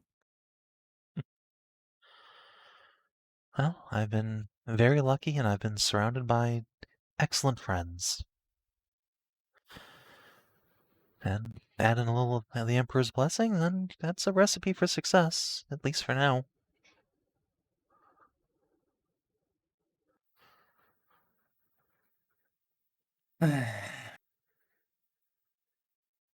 Yes. He does seem to have used a little of his psychic might to put a finger on your scales.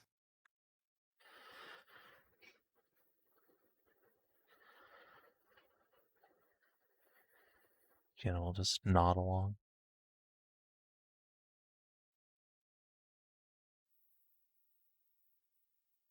Remarkable, really, what a Ceiko can accomplish. Even now, as he is trapped in an eternal half-life.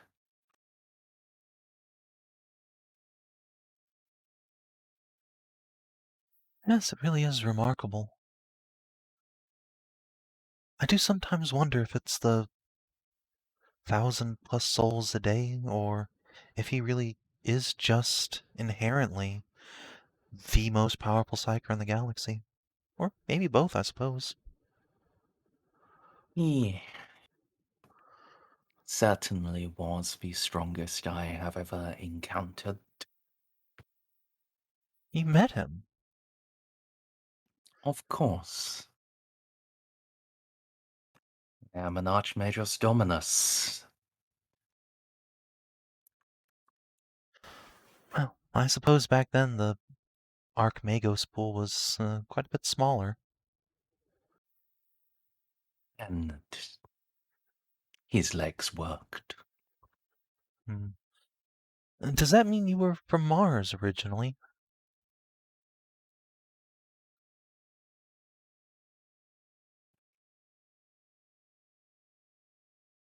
No, Inquisitor. I was born and raised on Cyclothrath. But when the Great Crusade found us, it was still in the days he led it. He had not yet ceded control to the War Master.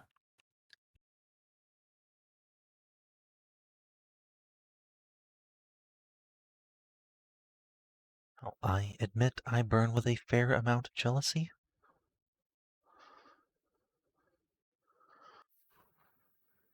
Though, from the way you speak, I imagine it was not quite such a religiously thrilling experience for you back in those days. No. He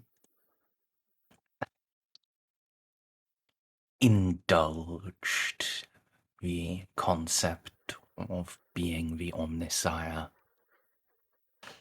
the great uniting figure of the faith of the Martian Mechanicum. But there were those of us who could see that he was not, and that it was simply a matter of utility for him. Yes, given his perspective on things, I'm surprised he indulged all the way back then. I admit I was under the impression that dualism came later with the ecclesiarchy.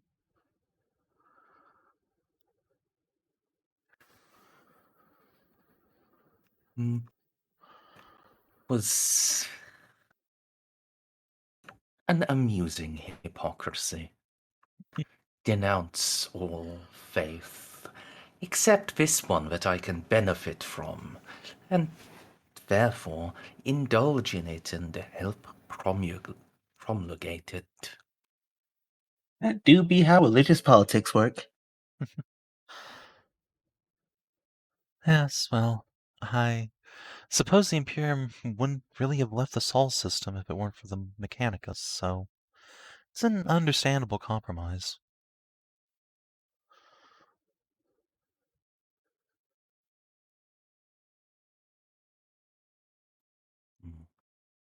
Perhaps. I confess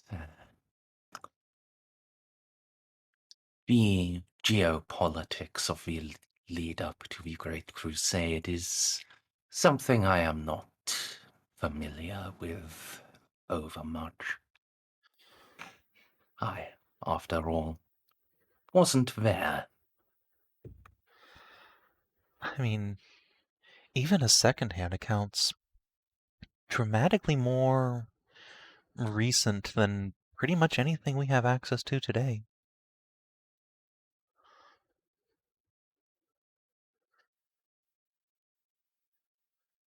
Perhaps. Perhaps.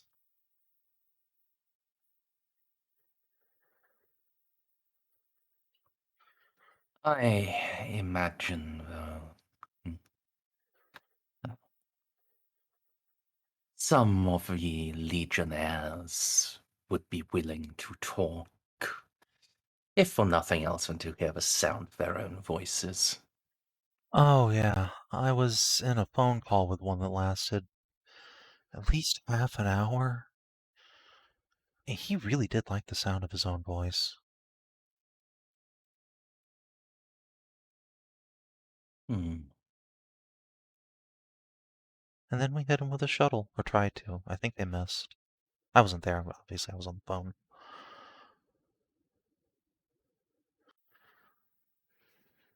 It was certainly an eye-opening exchange, though. Can't say I really enjoyed it, but... there I go with the eye-opening thing again. Well, I still had eyes then, actually. Yes,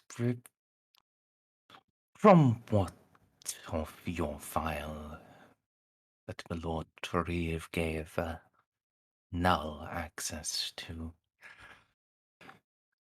I believe that was the experience that cost you them in the end. Yes. Indeed,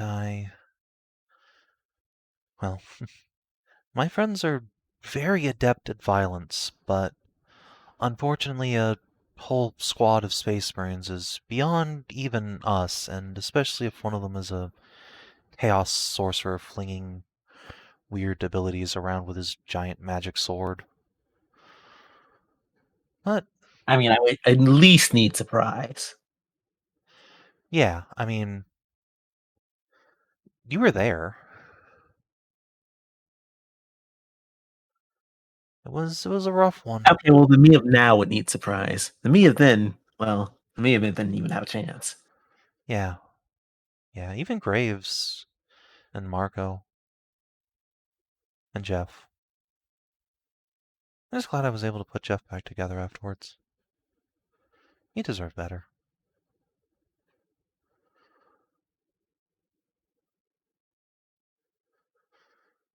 But yes, all of us together really weren't a match, but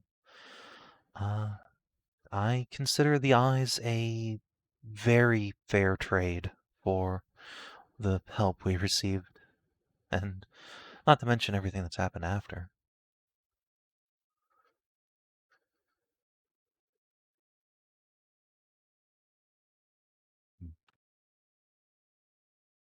I think most would agree with you.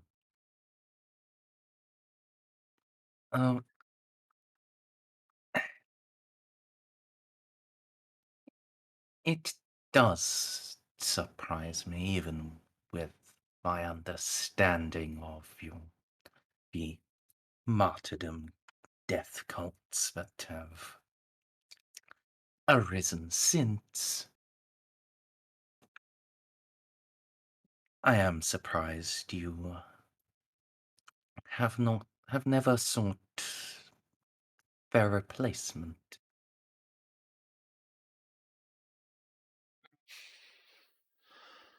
Well, it's like I told Null a while ago. I don't have anything against cybernetic replacement when something's missing, like my eyes. But in this case, I can see things now. Like, I can perceive you sitting there, with all your machine spirits buzzing around in there. And I find that this is more useful to my job still. And I'm not sure I would retain this ability if I got synthetic eyes back. I'll admit there's some depressing run-ons from not having eyes, but ultimately if it lets me see through a demon's disguise or perceive the corruption in a person's heart, then, well, job comes first.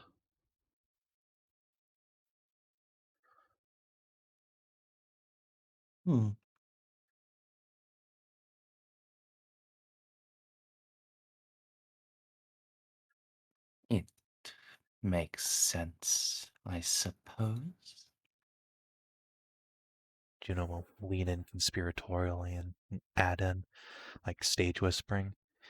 And between you and me, I'd have to get brain surgery to go with them, and I don't 100% trust Eloa not to implant me with some sort of brain control program. It brain- is standard procedure. Exactly.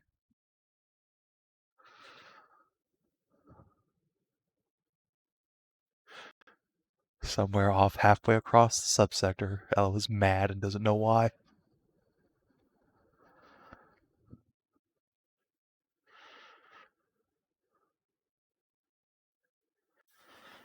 So, yeah, I'll consider it a 2 for reason.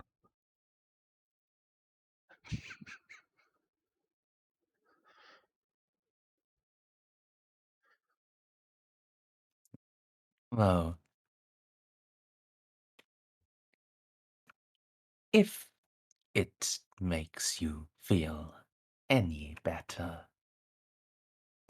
he nods at Amelie. Eloa does not appear to have implanted a kill switch in her when she installed the ears. I'm glad for that. That would be one other, well, I guess loophole I would have to worry about. Oh, I'm just less worried about a kill switch and more worried about not being able to stop her from, like, committing a genocide. Well, an unnecessary one, anyway.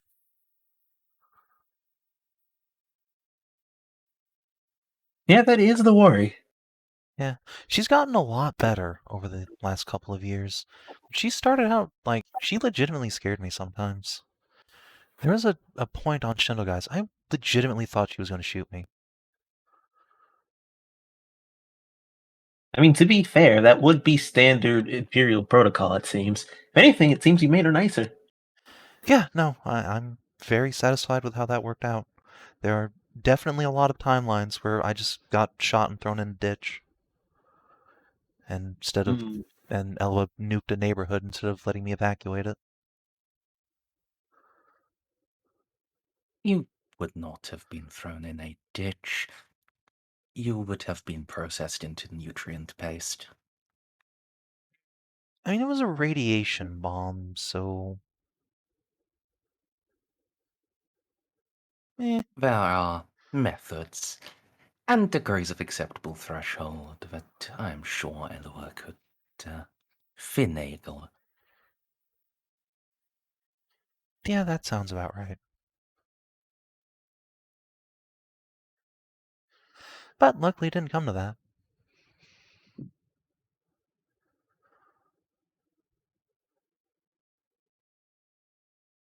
Indeed. It is preferable to have these cookies rather than a Juno bar.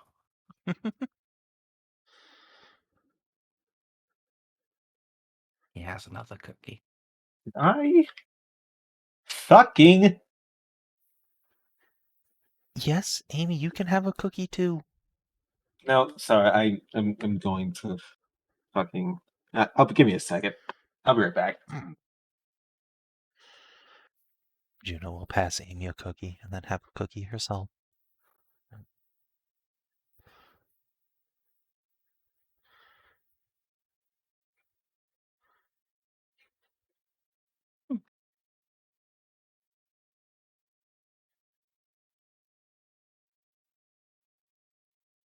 So I like the horse mask. That's really cool.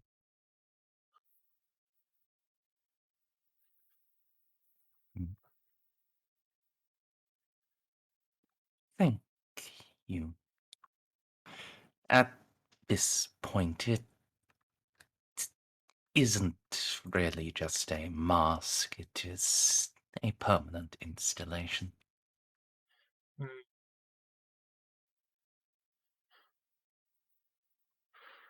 So do you actually chew with those teeth then?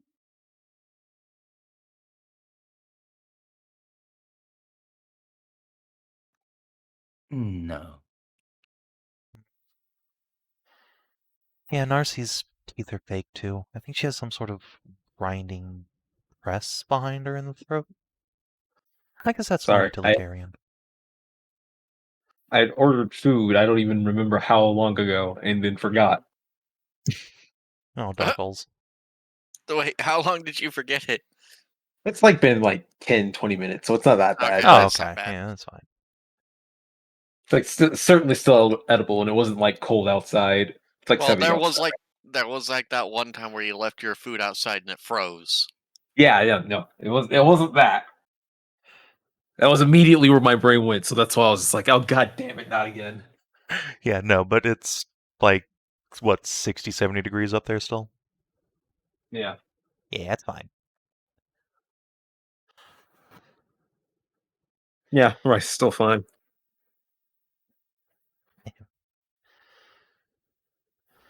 But yeah, it's a cool aesthetic.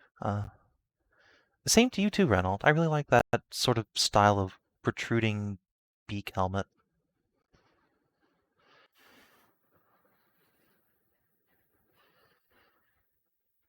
Renault just smiles and preens.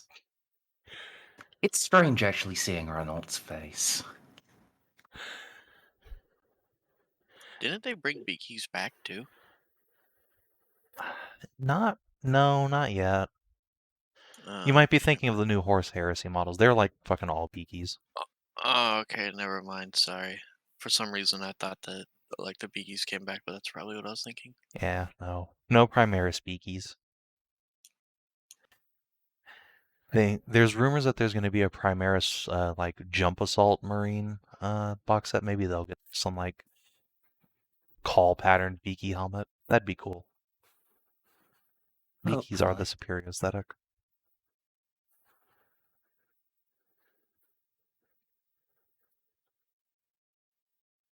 It makes sense for the bird-based chapter. Wait, is Yellow have a real character? Yes. Oh, cool.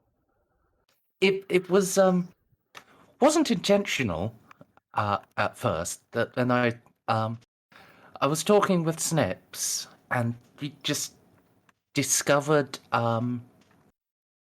this guy in the lore whose backstory absolutely matched what I was, coming up with for Null, and had exactly the aesthetic I chose. But it was just like he only has black and white art. Oh, yeah. And Winter, I'm not sure if it got retconned out, but the Raven Guard at least were said to have on just a ton of beakies. I'm aware of that. Yeah. Probably got I retconned hope out. it didn't get retconned out. Nope. I think I don't think the 'Cause chapter anything masters cool- has his beaky helmet still. I was about to say, anything cool, the GW is determined to stomp out. Yeah. Anyway, this is But- why the Raven Guard are but- like top 3 chapters. Yes. Oh, The Raven Guard association with Mark 6 is still around. Like, it is still, like, them loving it so much is still the reason why it has its name. yeah, it is like Right. Corvus pattern, isn't it? Yes, it's Yeah. named after the Primarch.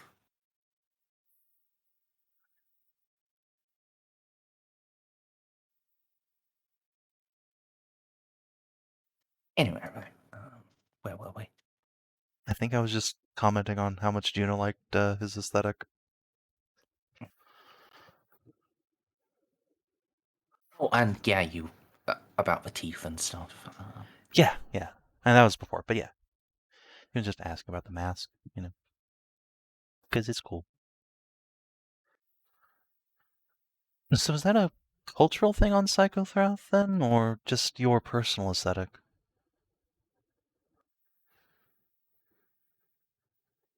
If you don't mind me asking, that is. A bit of both. The association with images of death and the wearing or implantation of skulls is part of the culture. A remembrance of those who brought us to where we are. The choice of this was my own, however. Juno will nod approvingly. Would you like to tell me about your homeworld? We don't really know anything about it. It's kind of been redacted out of existence, as I'm sure you are well aware.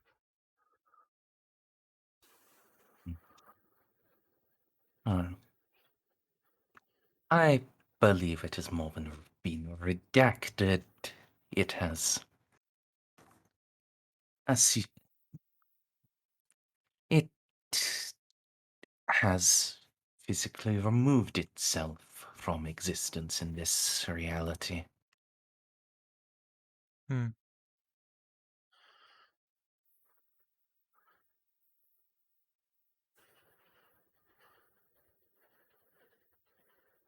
don't suppose you know how they did that. I mean, without their world just being overrun by demons forever anyway. I mean, presumably that would not be the intention. I am familiar with the workings of the gateway system. But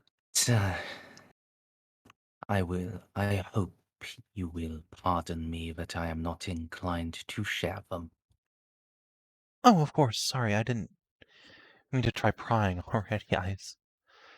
I was originally asking about culture. Got sidetracked. It is all right.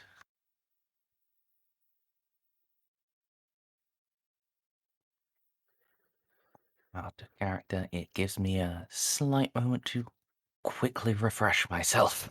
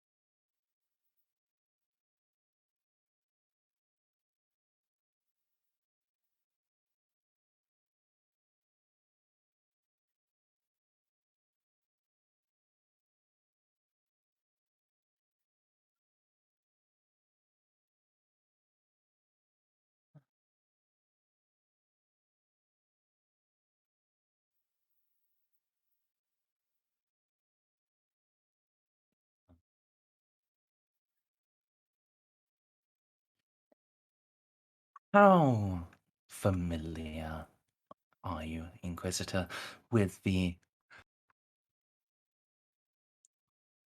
way Forge Worlds are founded?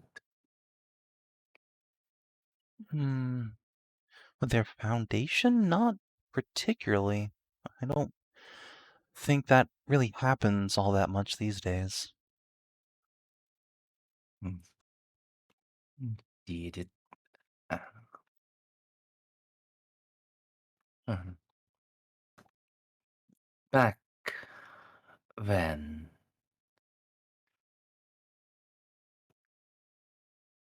by the time of the Crusade, it very much did not happen as much.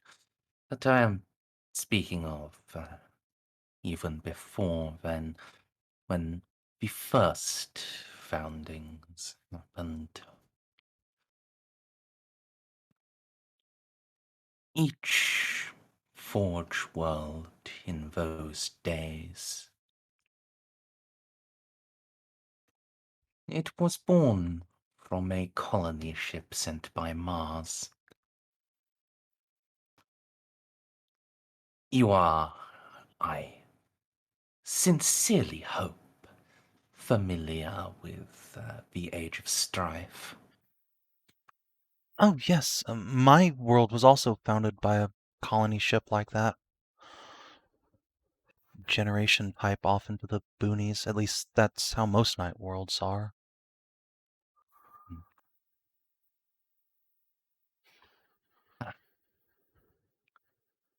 Yes, I should have remembered.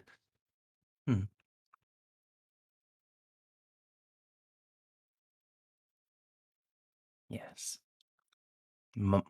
In those days, Mars, one of the efforts of dealing with overpopulation and the hope of finding some solution to the warp storms. Mars took its best and brightest, all of those who were brave enough to try, put them on colony ships, and hurled them out in the vague direction of what records stated were habitable enough worlds. With the industrial basis and knowledge that it had,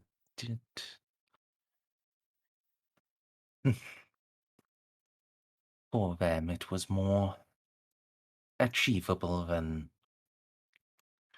say, increasing condom production. And that's where STCs come from, right? Sending them out with those colony ships?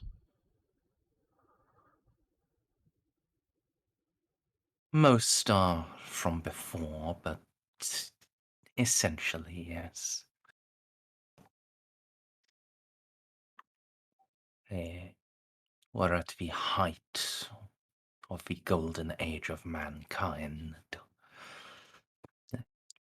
The age of technology, you would call it, I think. Mhm.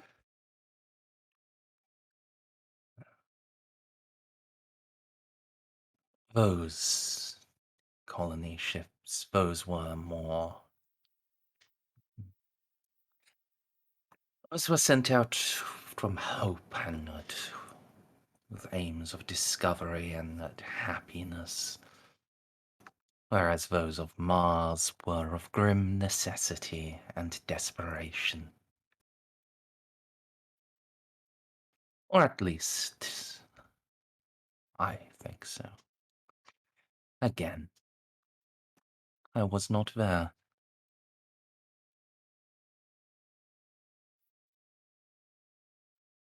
But this is all just setting the stage.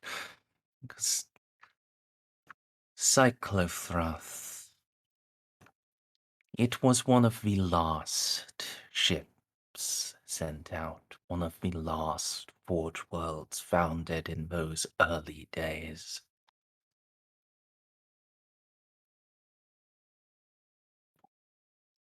So many ships had gone. Hundreds, thousands of expeditions. And Mars never heard back from one.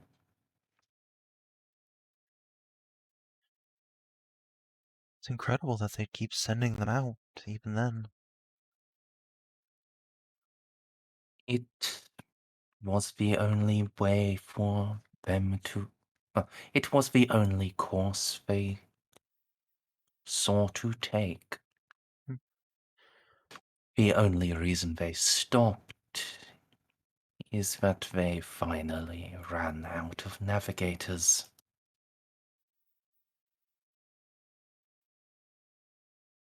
But you can see how that led to a greater sense of desperation, of more unhappiness and more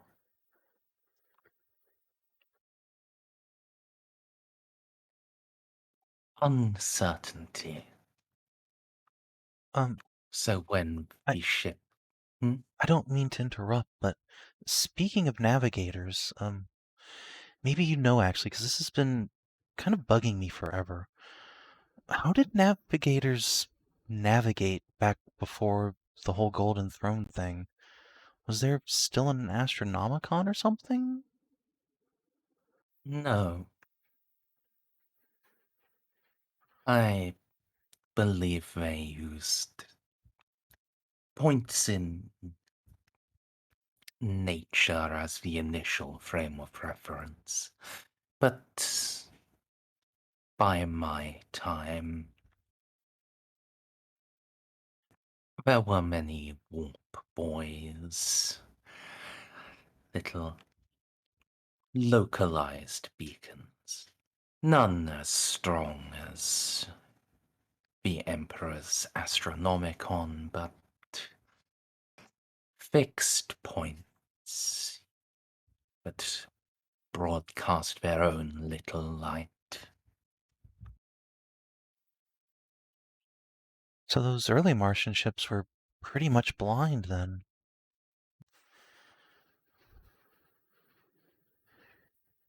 Really is incredible any of them made it to their destination, much less so many.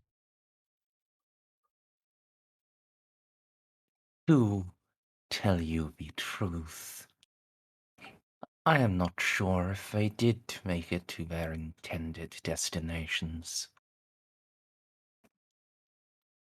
They made it somewhere, but if it was where they initially aimed for, I can't say. I suppose maybe they couldn't either, so...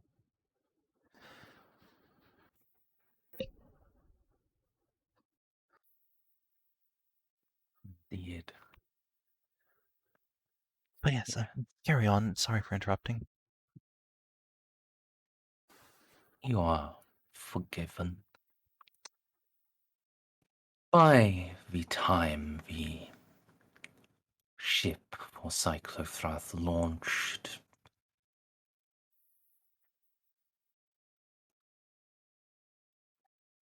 there was a sense of hopelessness. None of the others had been able to stop the warp storms. None of them had written back.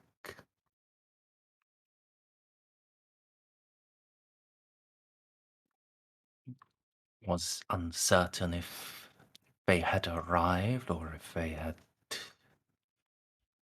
been destroyed by the chaos.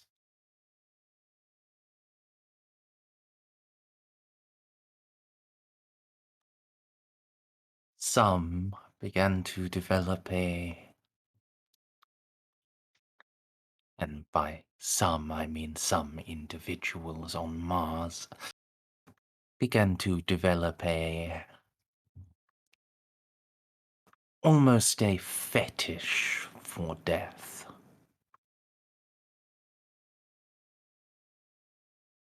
It was the only thing they knew was inevitable.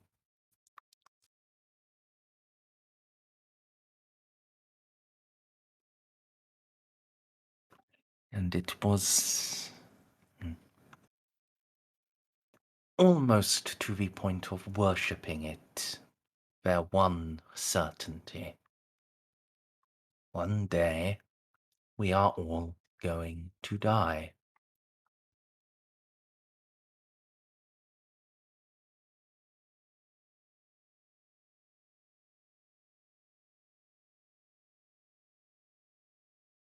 Just kind of nod solemnly. Of course, that is now less certain. And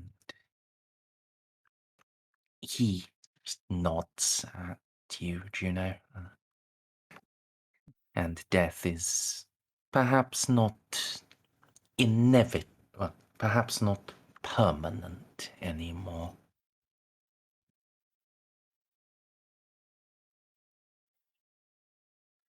Yes, an inevitability, certainly, but I think we've both managed to bounce back once or twice.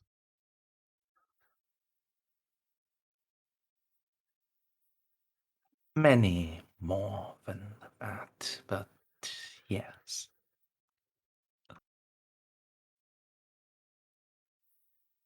Back then, though, it seemed absolute, unavoidable, inescapable.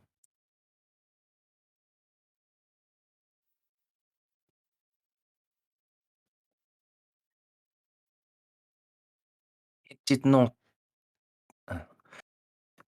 There were concerns among those who did not fall in line with this new creed. But it would. That the fascination with inevitable death would.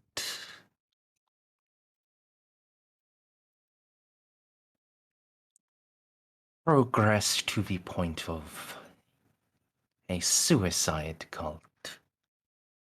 And that was something they wished to avoid. I think the reasons why are plainly obvious.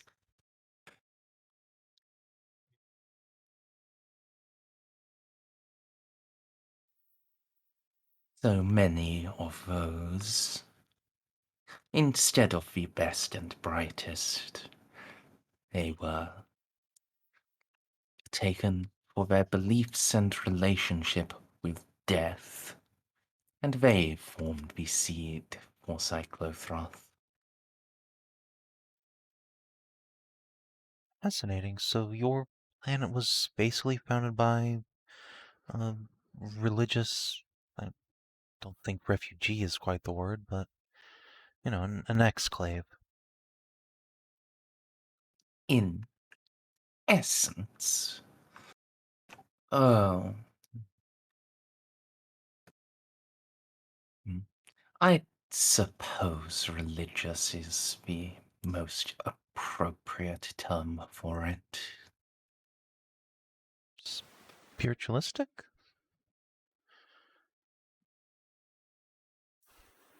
Perhaps that is better.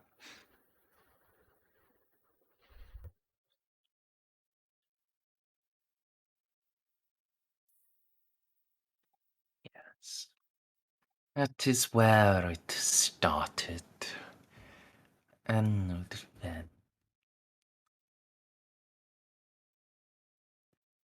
even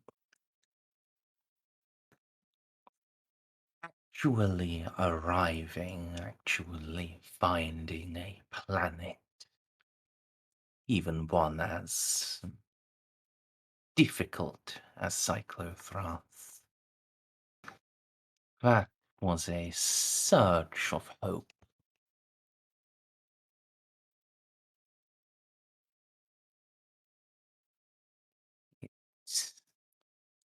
changed the belief they had. It didn't quite replace it, but those ancestors no longer. They were no longer on the path to a mass suicide. They tried as well as they could to befriend the nearby human worlds. But, of course, in those days, there were far more Xenos.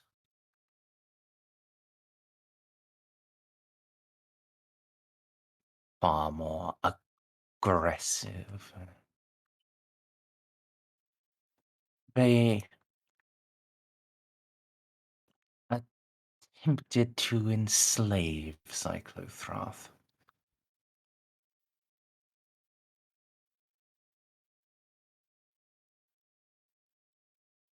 They certainly had enslaved many of the worlds around it. And so it was a bloody war. It met the first ray of hope my ancestors had. Turned directly into battle.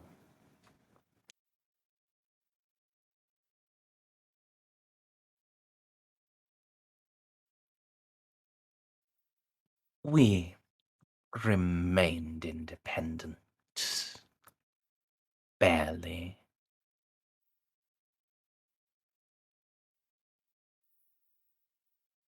But it was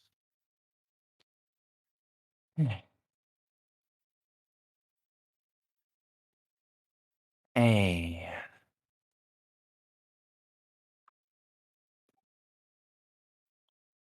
dreadful struggle.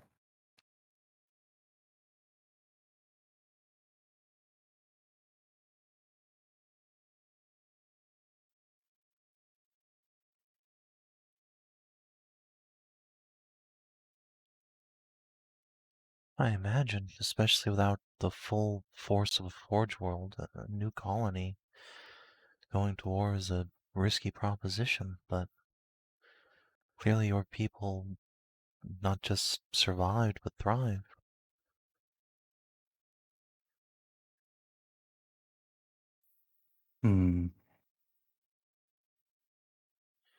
No. Just survived. It was not until the coming of the Great Crusade that I would say we began to thrive. Well, I suppose that makes sense. My world was much the same. Rather than slaver Xenos, they were just fighting enormous, quickly breeding megafauna for 10,000 years until the Emperor and Gulliman came around.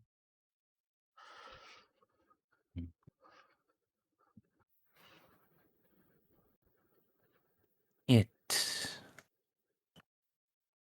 was Lord Dawn that found us.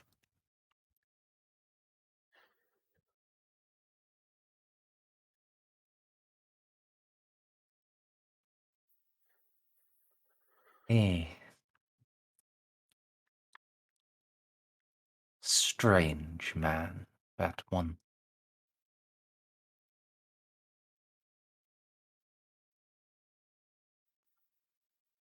Was this about You- when you were around? Yes. Was his I was. mustache as amazing as the art depicts? And now Yelov leans in and whispers, he never had a mustache. What? No.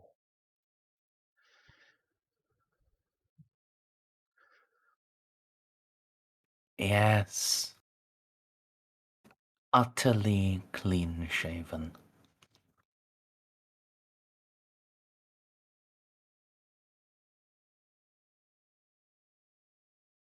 Wonder why the remembrancers made that up.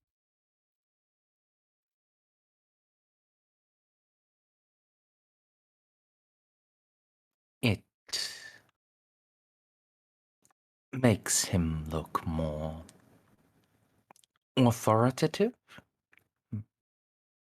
He does have a sort of paternal, regal bearing in the art, I suppose. That makes sense.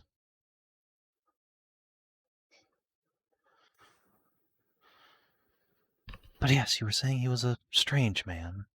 Speaking of. Yes, he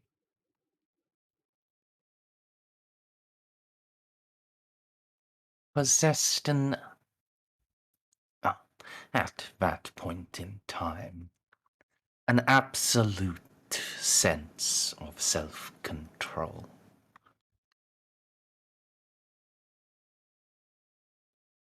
You are, I am no doubt, familiar with the stereotypes. We are not the best with people, but I think myself fairly capable. At least I can usually get a read on someone. With him, though, nothing. It was as if he did not have emotions at all.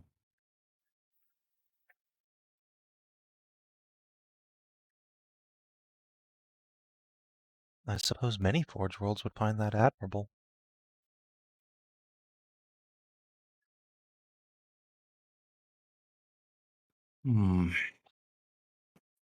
Perhaps. Unnecessary emotion is to be dealt with, but emotion itself, that is life. Juno will nod in agreement and eat another cookie.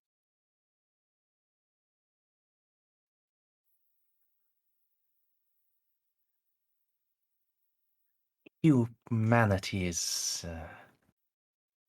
far from perfect, but we have evolved for a reason. What we have exists for a reason.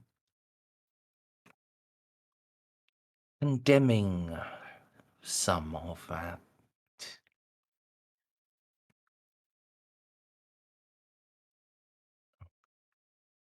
condemning humanity just because of just because of what an excess of it can lead to, that is foolishness. That's what I always try to tell Eloa.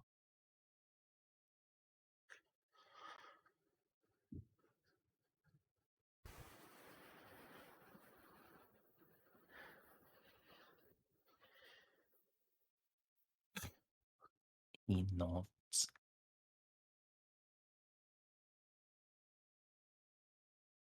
Many of my younger cousins are like her.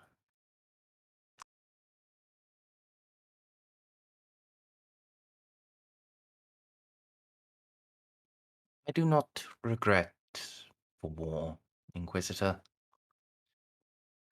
Given given the same circumstances, I would still fight against your Emperor. But I do regret what the fighting of it has led to. These young ones that call themselves the Adeptus Mechanicus. They have fallen so far.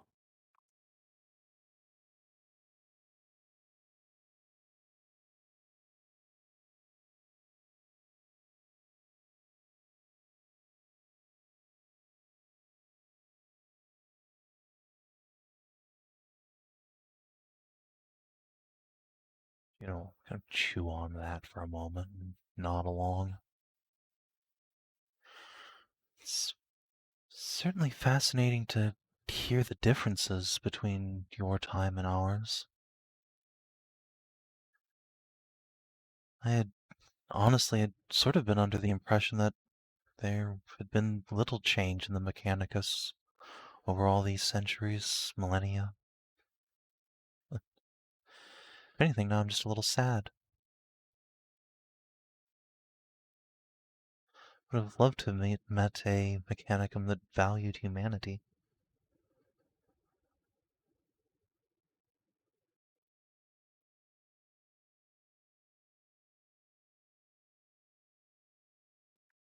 Valued is perhaps a little higher praise than we deserved, but we knew the place for it. We knew that it could be worthwhile to some extent. And it should not be disposed of just for the sake of disposing of it.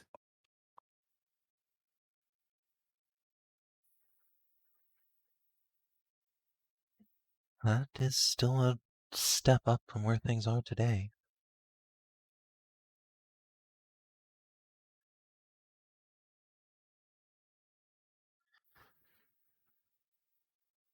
I admit I definitely did not go into this conversation expecting to come away hoping you might be a good influence on Eloa.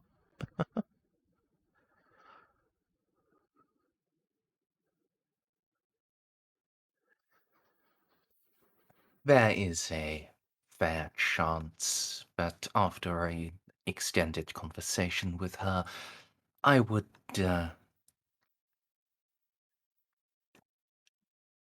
make a new spheric connection and implant a memory kill virus. Well, that would be less than ideal, but you know. I am sure. But at the same time, you've met her. Yes. Would you actually blame me? Well, I mean, she's gotten better. I probably wouldn't blame you for the Eloa of 2 years ago, that's for sure. But I think falling in love has really done wonders for her sense of humanity.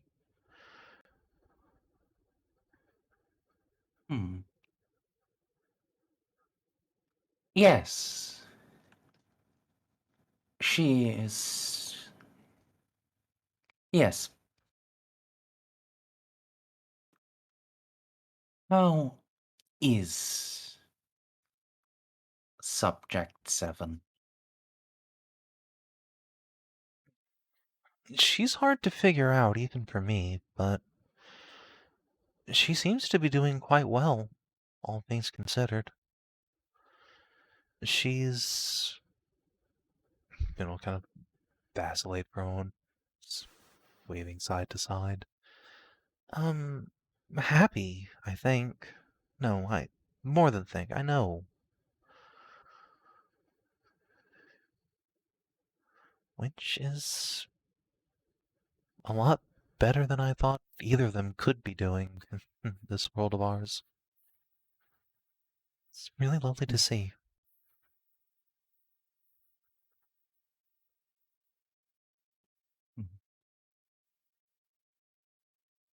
I did.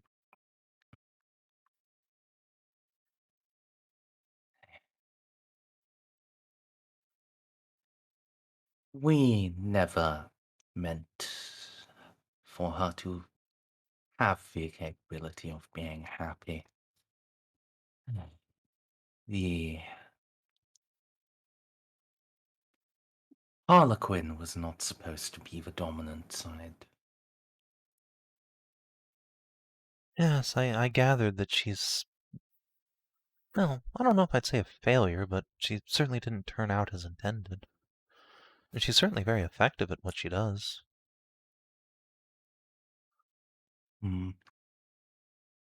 Not effective enough. Or unfair to say, given that she was apparently lost before arriving where she was supposed to be.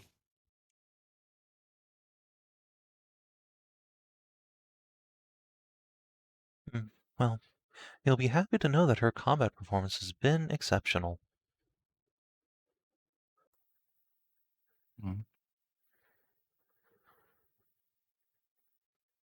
Fortunate.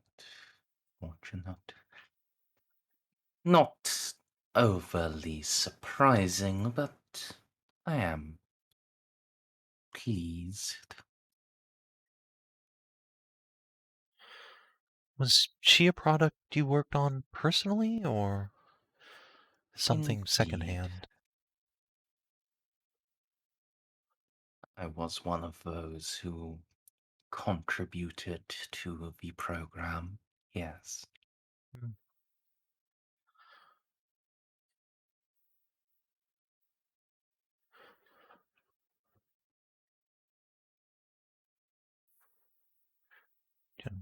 Nod. So, would that make you something of an expert on Eldari soulstones? I have some knowledge. I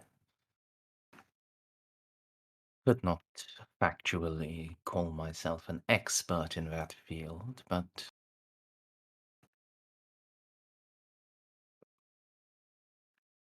they were they were covered in, but a more than passing degree of understanding was required for all participants in the project. I imagine so. They were at the heart of the mimetic transference stage.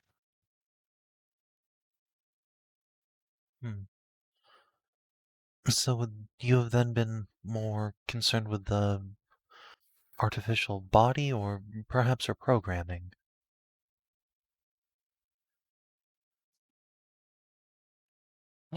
Programming and the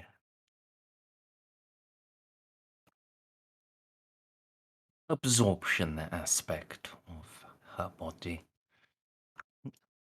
I am sure I'm sure you've seen by now her inclination to consume technology, and through doing so, her capability of absorbing its capabilities. I didn't actually realize that's what she was doing.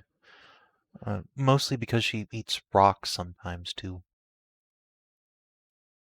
That does explain why she can tap into our comms. I guess she did eat a data pad once.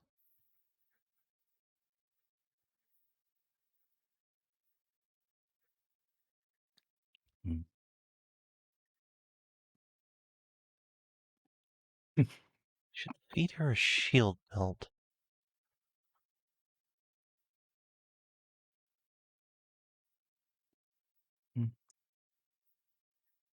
Juno literally takes out a little notebook and writes that down.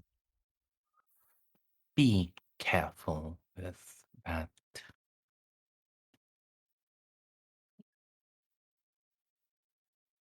And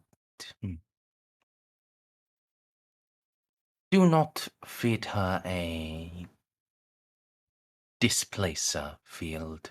That is how we lost Subject 3. It eternally transitioned into the warp. Had a character. They made Tracer. Juno will I'm already trading. add a line underneath no displacement field. Underline, underline, underline. That worked out well for both of us. See about a nice refractor field. Because I will admit that seems to be the one significant combat weakness she possesses is, if she does get hit, she tends to almost go down. So, probably best to reduce the amount of time she gets hit. Yes. Though, assuming the design has held up, and from what I recall of Null's time with her, it has, final destruction should be all but impossible. Pretty much. When we first reactivated her, we had to take her out with slug guns, and even then, when we finally got the body back to Eloa's lab, it turned out she just needed a bit of a restart, and she was back on her feet pretty much immediately. It's really incredible stuff. I presume the kinetic impacts had misaligned the soul stones. Correct. Really, I thought we were the ones who broke it. It took us a long time to realize that one of them was broken intentionally.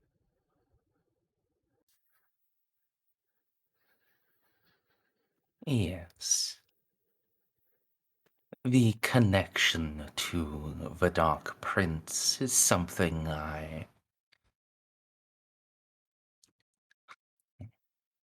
would not have come up with by myself, but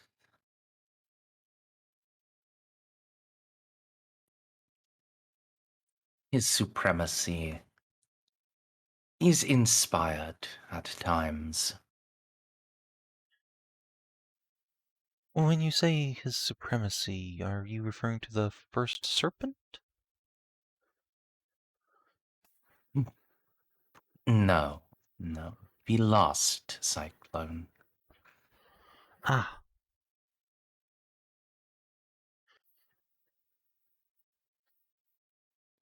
The darling serpent. Do wonder if it is still the same, if he is still the same now as he was in my day. He is the lowest of our number. is he? Wow.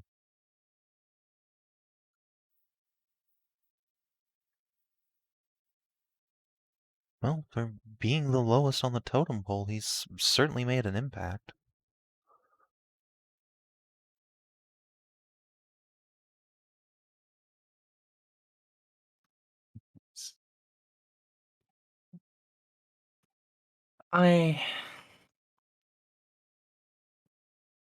You will forgive me that I am gladdened by that. No, I'm hardly surprised. It was very shocking to learn he was working with the Tau. Although, I suppose now that we more or less have figured out the plan, it makes sense.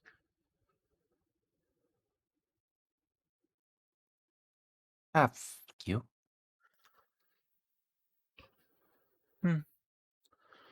Yes, it seems like he was trying to stir up this war against the Tau to weaken us and distract us, while he was doing something with these pylons on these 3 worlds, the prison planets, and then by exterminatusing us would either bring Cyclothrath back or plunge the sector into the warp with Cyclothrath. That part we're not really sure on, but either way, he's doing something with these pylons, and the warp is involved one way or the other.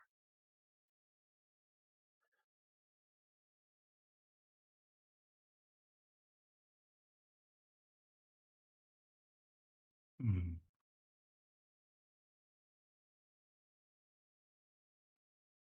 Given what I understand of the gateway technology, I think I can confirm for you it would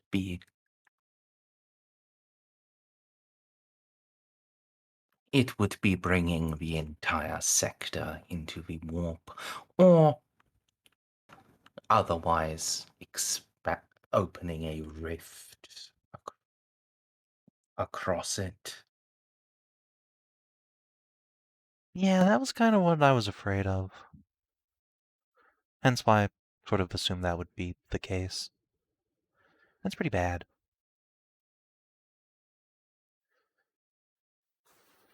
Indeed.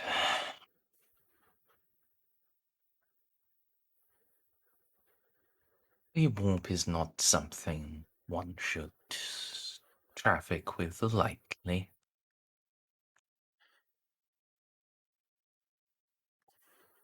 The influence it can exert is extraordinarily destructive. Further, it would completely sever you from the wider Imperium, and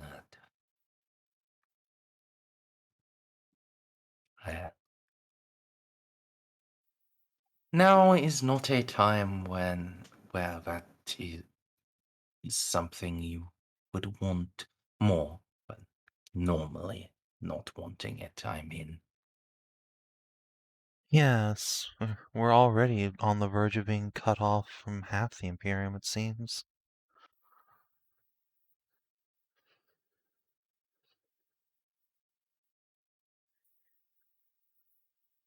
Indeed, that's why I'm really kind of hoping this gateway can be turned back towards the rest of the Imperium. I mean, I'm sure you can imagine how it would revolutionize travel and trade for us, even without the giant warp storm.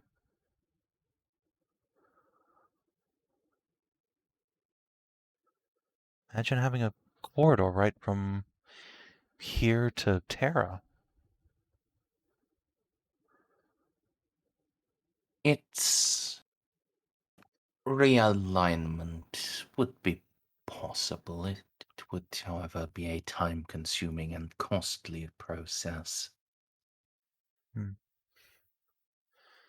Well, the first serpent seems to have managed it, unless it was just happened to be pointing at the Tau Empire beforehand. Which, well, possible, I suppose, is astronomical.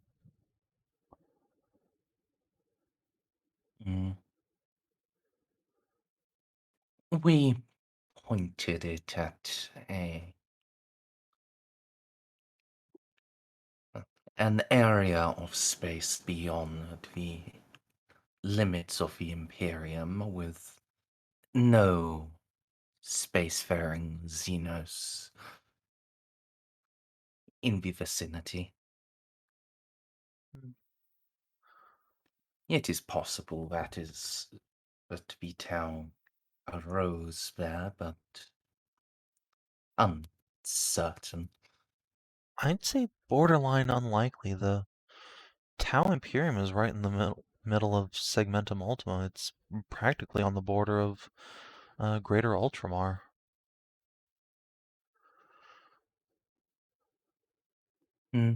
But it is beyond, I believe. And at the time, the Word Bearers and the World Eaters were supposed to be destroying Ultramar.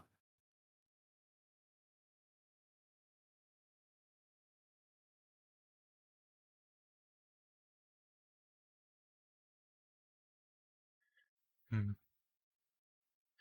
Well,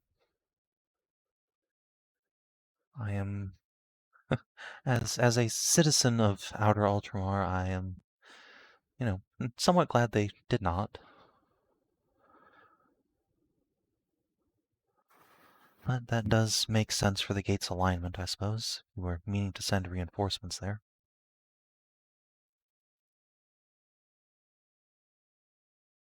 Mm. That was part of the intention with Subject 7.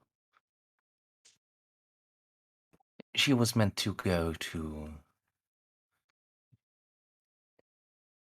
Lord Erebus.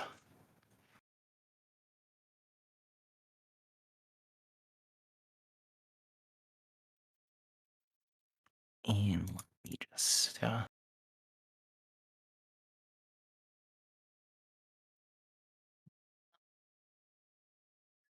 a knowledge to apply that. Feel like Juno's probably not familiar with that name. Do you have Forbidden Law, the Horus Heresy, and the Long War? No. Do you have Forbidden Law, Traitor Astartes? No, I have Creed, Inquisition Tau, Eldar Psychers, Tyranids, and Demonology. I do have Scholastic Lore Legends, though. I think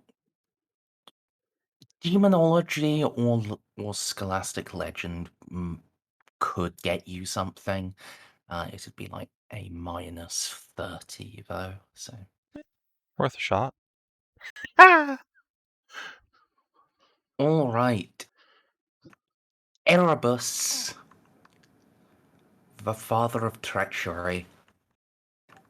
He is said to have been the one who whispered the seeds of betrayal into the ears of the War Master.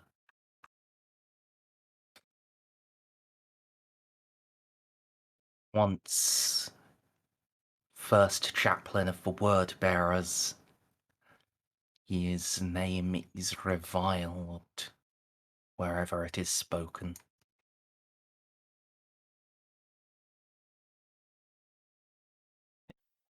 Juno will, think for a moment, then curl her nose a little bit. Ah, him. Eh.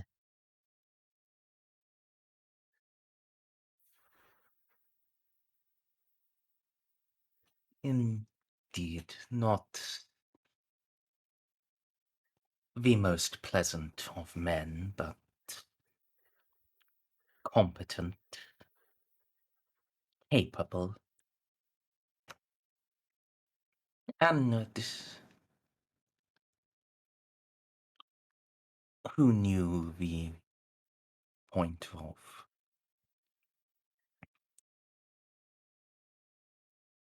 taking.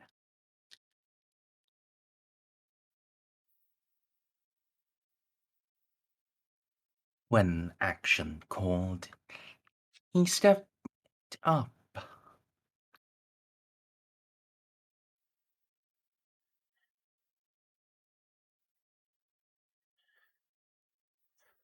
Yes. Well, what was Eclectic meant to do in his service? Just go assassinate Lord Gulliman? The Emperor. Oh. Well, that's shooting a bit high.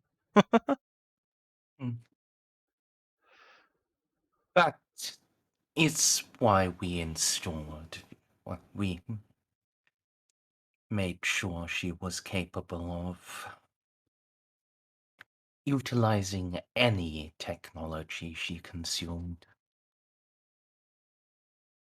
It goes beyond technology.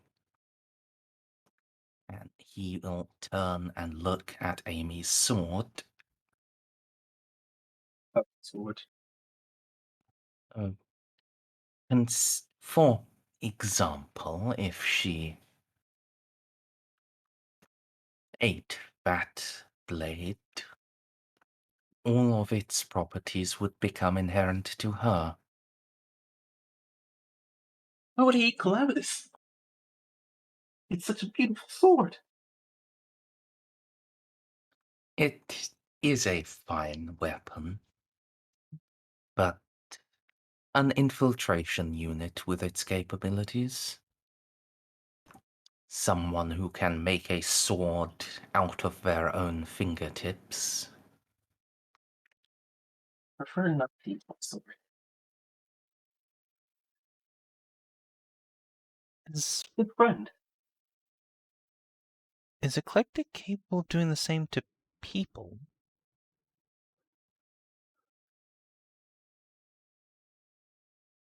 Like, hypothetically, if she, I don't know, ate a psyker.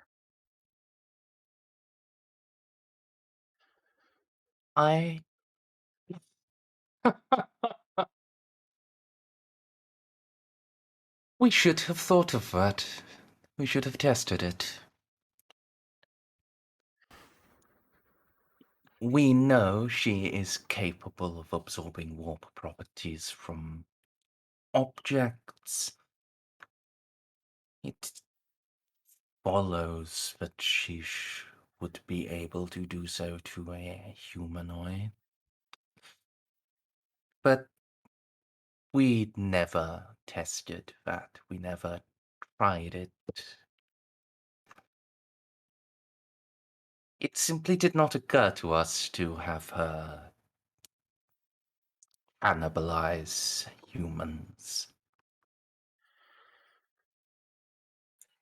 Ah, Turns out Juno should have been on the design team. Yeah, it turns out Juno has the most twisted mind in the room. No. The plan was Erebus claimed to have a knife that would kill anything. He called it an anatheme, I believe.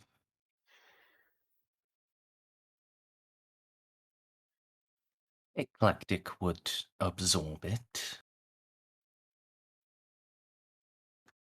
use her infiltration capabilities to reach the Emperor, and if not him, one of his high lords, perhaps Malcador, and kill them.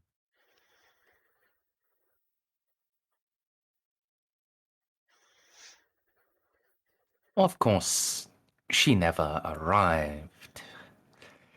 The plan never went into motion.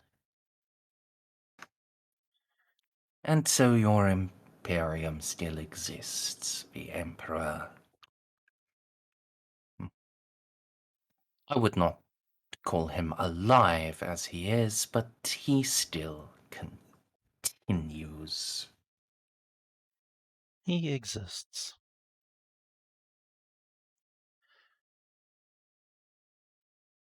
Yeah, unfortunately, filling her with Eldari souls kind of inherently means she's going to get sidetracked on the warp.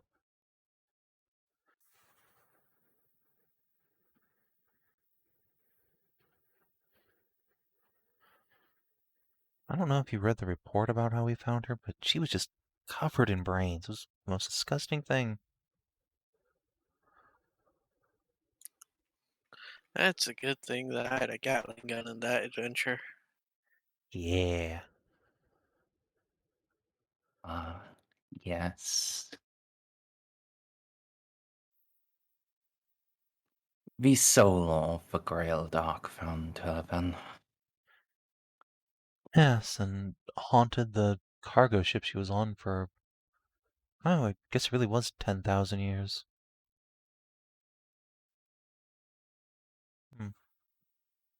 Now I kind of want to go get that ship again just for historicity's sake. No, I don't. No, I hate that ship.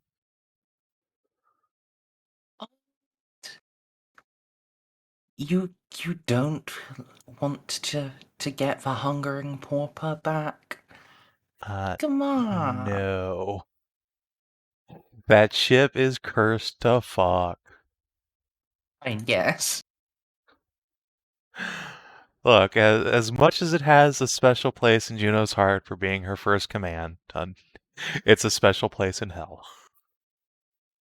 Are the Grimlet the Grail Dark as bad as the Halo stars?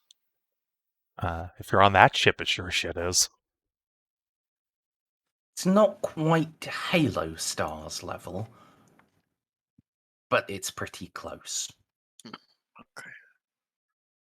At least it's not full of alien technology that'll turn you into a schizophrenic cannibal god. Yeah, instead it's just full of Necrons. Hey, I wanted to go there. I need to steal their orbs. Oh, that's the Grail Abyss, not the Grail Dark, Savin. I Hey, know. same difference. Yeah. Why did they make two Grail Nebulae things in the same sector? Free. I don't know. Free. The Halo devices. Yeah, Halo stars are spoopy. Yeah. Oh my god. And if we get to the Necrons, Eclectic can also take their technology too. Yes, good. Let Eclectic vor a Necron. Become unstoppable. Get over here, Cryptech. I'm feeding you to my wife.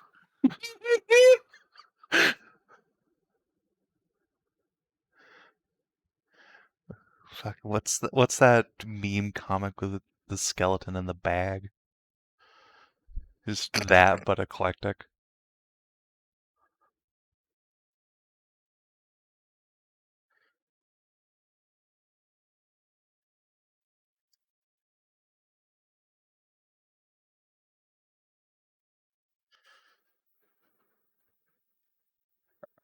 So,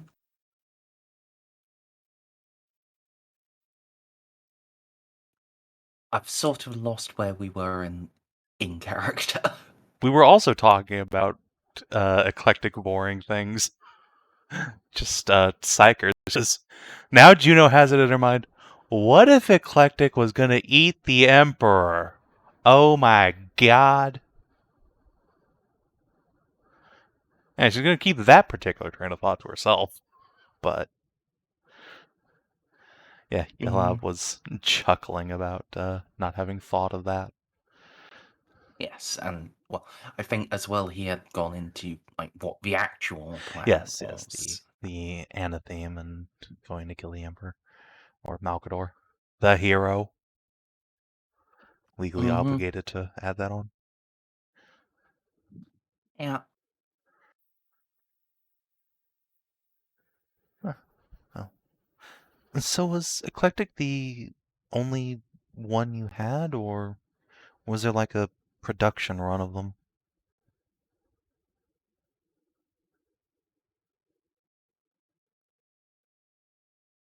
She was the only one we fielded. The prior 6 were experimentation, implementation.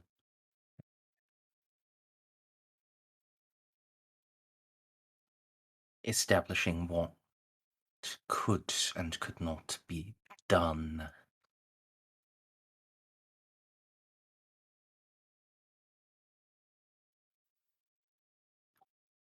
Number 5, I believe it was.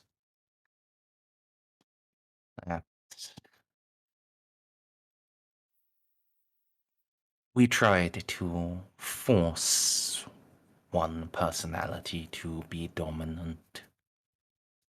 And unfortunately, we succeeded.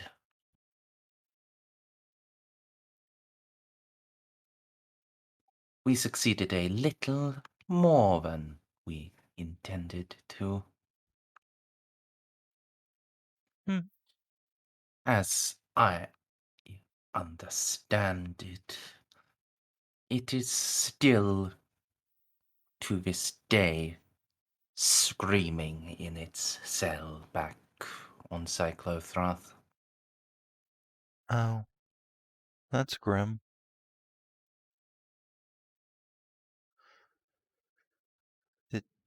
Did you ever think to just put it out of its misery? Or Yes. I do not know if my fellow lords actually did at any point. The realities of the war meant I spent more time away than I did at home. Hence why I am here now rather than reigning in my forge back on the world.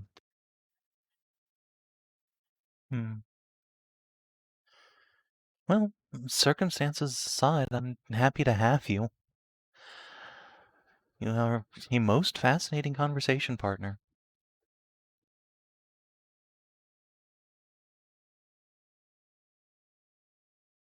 Yes.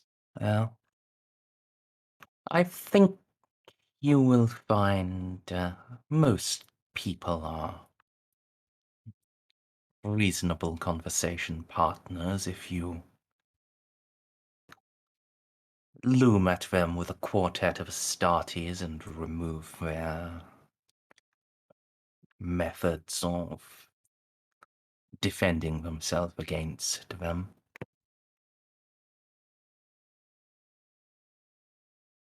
I mean, if I didn't have the Astartes, would you just murder me? Be honest. You'd be tempted a little bit. I would very much have considered it.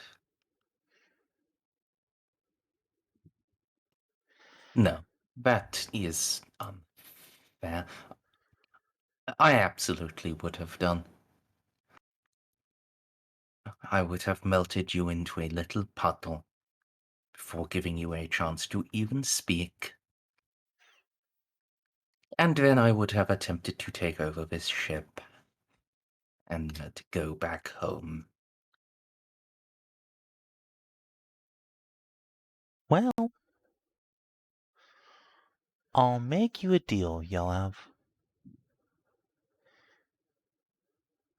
If you will help us make sure that the first serpent doesn't suck us all into the warp, when we eventually get to the warp gate, I'll try and send you back home. As long as you can promise to, turn it off after you, or help us point it somewhere else.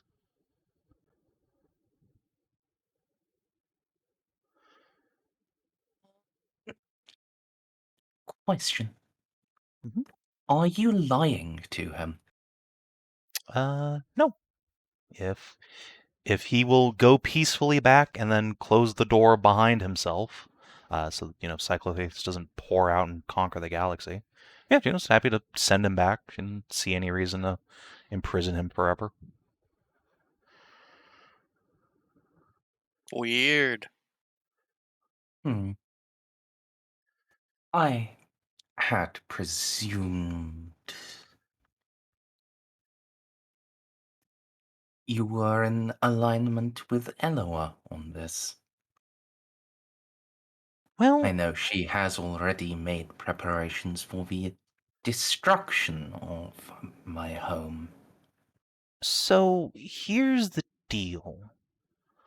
I don't super care about Cyclothrath if you guys can just kind of leave us alone. I mean, if your planet's stuck in the warp forever and we get rid of the first serpent, So, you're not sucking us in there with you. Not hurting us any. And I'd rather get the warp gate working and pointed somewhere useful than just have to blow it up. TLDR, are you a giant alien that eats worlds? No? I don't care. Yeah, basically, that's thing. There's fucking Tyranids eating Lucius. I have better things to do than cycle throughout.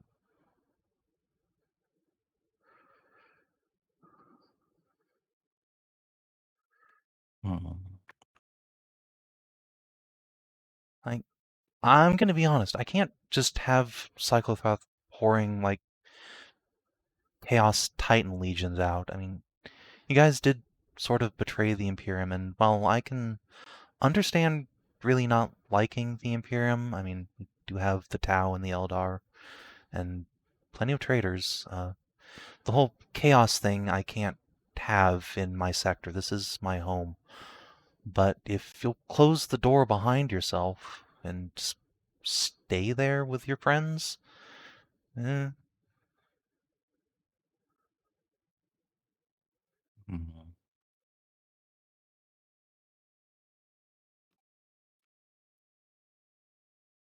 I cannot, in good conscience, accept that offer. Not unilaterally, at least.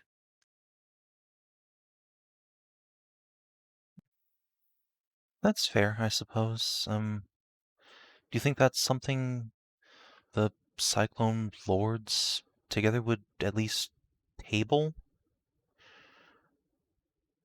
I mean, I don't know if they're still really fighting the long war in there. Obviously the First Serpent is, but,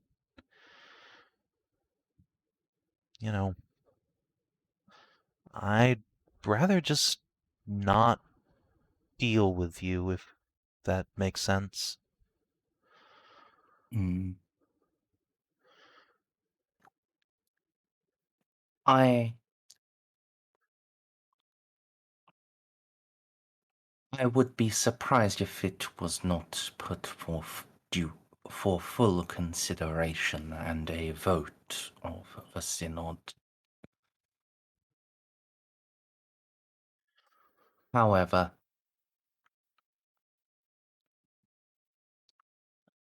to tell you in full,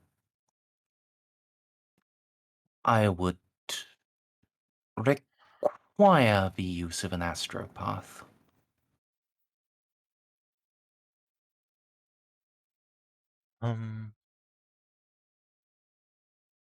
Think about that for a moment.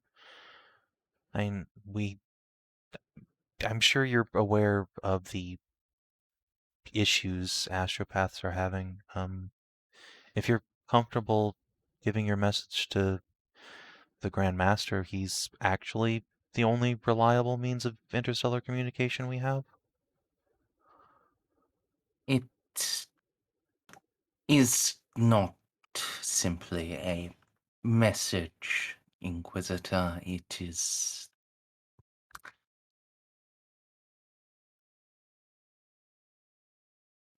I do not know if you have noted with your psionic vision. I am myself a psyker. I have implanted devices into myself that have elevated my mind to the point of touching the warp. Is that a thing you can do? I assumed you were just a psyker who joined the Mechanicum. Fascinating. But yeah, I did know.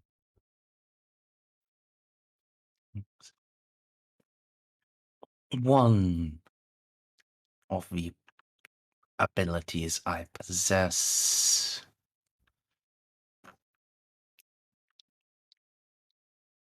is a form of telepathy. I would use that through the astropath. In essence, how do I say this without making it sound uncomfortable and making you refuse me out of hand? I don't think I can. In essence, Inquisitor, hijacking the astropath. And with my knowledge of Cyclothrath and the serpent and certain pacts I have made in my past, I believe I could speak with them at least without concern for the ongoing interference. Would the astropath live through it? I just want to borrow him like an antenna, that's fine, but I really would not be comfortable with you, like, melting his brain in the process. I fear I cannot say for certain. The process is not inherently fatal, but it is taxing. If they are of weak heart, they may perish regardless. Well, at the moment we're not on my ship, but I will leave the disposition of the minutes astropathic choir to Lord Inquisitor Mayror, who I know will probably just say yes because this is going to be funny and interesting.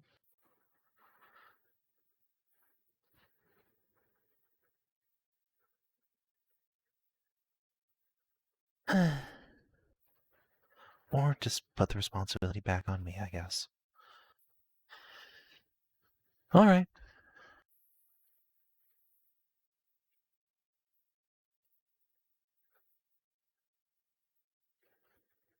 So, out of character. Are you sure? I guess I'll make a scrutiny. Ceiko, would you like to drop one as well? I would. Man, if only I had some fate points left. Actually, Cass is really good at scrutiny too. Well, Ceiko's really good at scrutiny. I can make an attempt. Yeah, I mean, Have no join points. the rest of us in the failure corner aside from Ceiko, king of scrutiny. What are you No. scruting for? I suppose in I this was case, scrutinizing his does this man intend to use this as a means to harm us? Like, is this an insidious ploy? Just call the first serpent upon us and murder us all. would I even be able to? Say I guess again, with 8, Winter? probably. Would I even be able to? No, because I'm in like a different room. You're watching on the stream. Okay, that's. While I haven't put it down on the map, essentially Mayoral does have like a laptop up, you know, looking through a camera in this room. And there. Unless Ceiko wandered off. No, Yeah, then he'd be sticking around. yeah. He and Casa can join the Lord Inquisitor in just watching this. Actually, a thing I would let you know of, Ceiko, when Yelov said the name Erebus, Mayror shuddered. Interesting. How the fuck old is Mayor? Jesus Christ. Alternatively, that is old, Erebus actually. just still around? I don't fucking know. Yes. Okay. Well, that'd probably explain it. At least, I'm pretty sure he still is. They haven't... I guess this is a bit late to give a spoiler warning, given that I already said that, but yeah, they haven't killed him off in the Siege of Terra yet. I think he's been referenced in modern lore as, like, modern Wait, as in set in 40k. Erebus. Sorry. oh, he's still alive? Pretty sure, yes. My God. Anyway,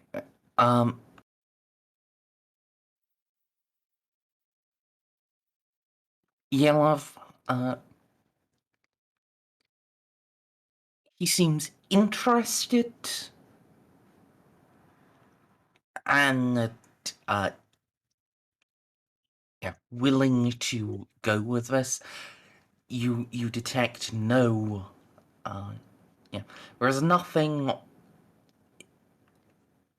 that you pick up on that indicates any active Tomfoolery. hostility or deception.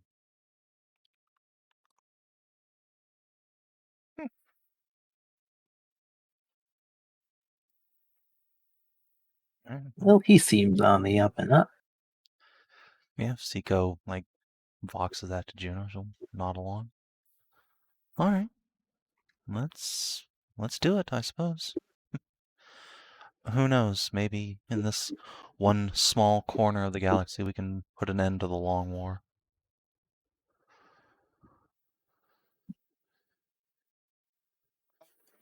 I think, though,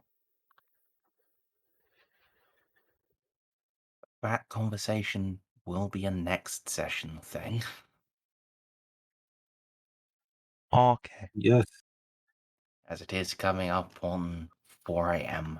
and, as such, 11 p.m. for most of you slots. Hooray.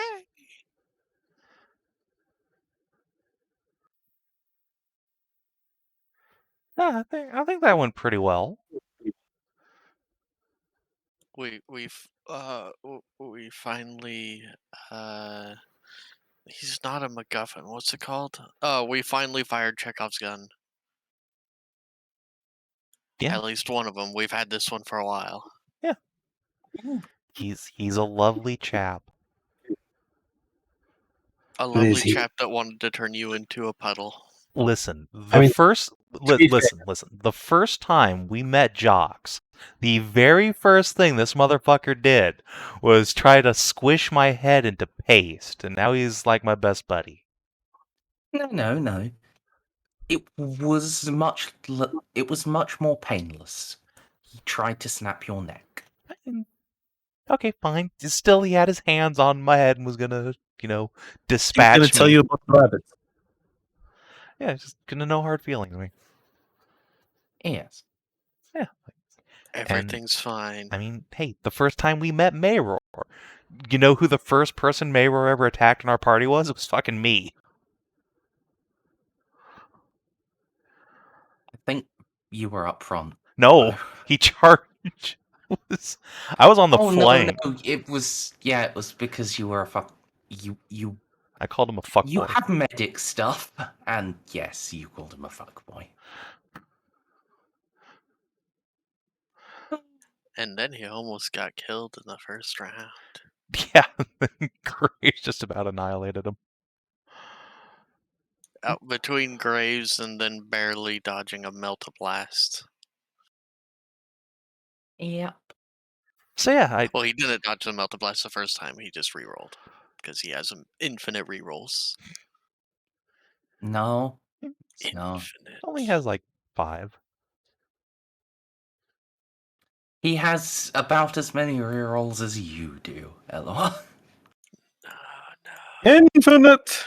So yeah, the point is, I do have a lot. that Juno has a sterling track record for taking people who were trying to kill her the first time we met and turning them into new best friends. So when are you doing that with Frank? No, listen. The Frank thing, okay, we started out as best friends, then he betrayed us, alright? If he had just kept his shit together, we could have been best friends. I would have taken that Chaos Space Marine all the way to the fucking moon, but no. He had to be a dick. Wag me. Was he actually a dick, though? And he Look, just continued with what he was always doing. He was very nice to me personally. It was just the whole trying to murder a whole planet for his own advancement thing. Like that is kind of a dick move, and I think we can all agree. Fair. Look, if he just wanted to steal some Space Marine ghosts or something, that would have been fine. We could have moved past that. You know, a little heart to heart. But no, he did try to kill an entire planet. Man.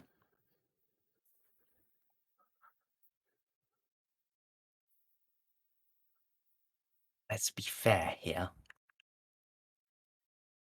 That is just the standard Inquisition playbook. Yeah, but it's not my playbook. I'm better than that. If you say so. I only killed half a planet one time, okay? Question for you. Uh-huh. Do you think Mayor, across his career, has never enacted exterminatus? Oh no, he's absolutely killed billions of people. I mean, shit, the man accidentally killed like 50,000 the other day. Admittedly, those were enemy combatants. I mean, yes, but yeah. Still, if that's just like him accidentally overachieving on a side mission, I can imagine what Mayor at full capacity can do.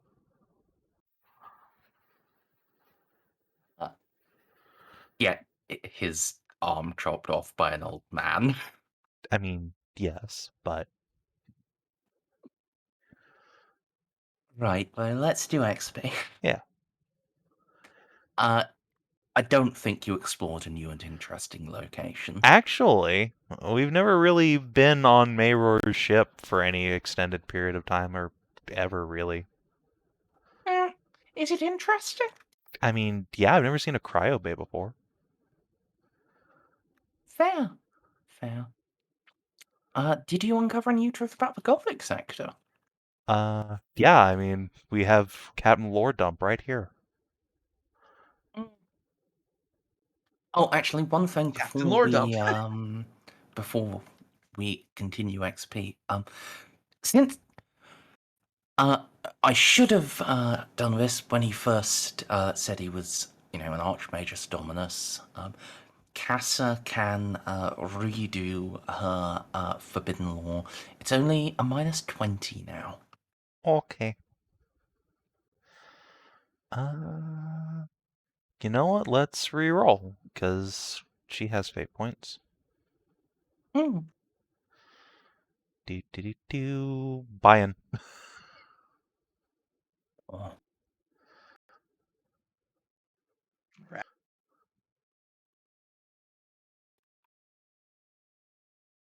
Yeah, she can. With him announcing his rank, the fact that he is one of the Cyclone Lords, and having his full name, she can put together Archmagos Dominus Yelov Drakovac, the bringer of perfection, the unnumbered master.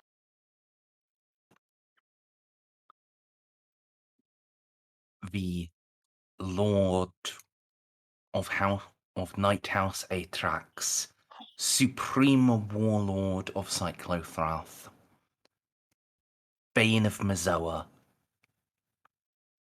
Excuse me, did you say he's a lord of a night house?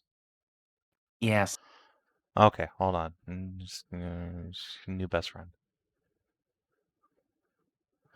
Oh, Sovereign prelate, in fact, of House Atrax.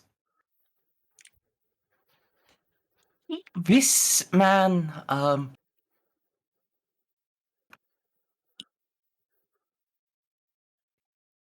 he was one of the actual masterminds of the war during the Heresy, at least in this sector. okay, that might sound bad, but Night House. So therefore he's probably cool. He's killed hundreds of billions of people. Yes, but Night House. Yes. There is his article. All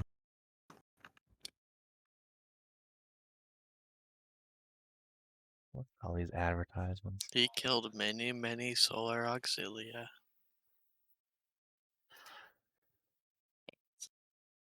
Look, we all have our skeletons in the closet, okay? Yeah, but Some of them Eloa are wants fresh. his skeleton hanging in her closet. Okay, but And then his maybe this entire dude can world. hook me up with a psychic knight. So he's probably pretty cool. He also has a mini. Really? He has a Yes. mini. My God. What a handsome lad.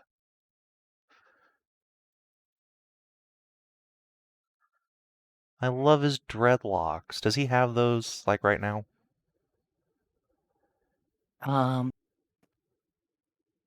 Yes, I think those are a mecha tendril cluster.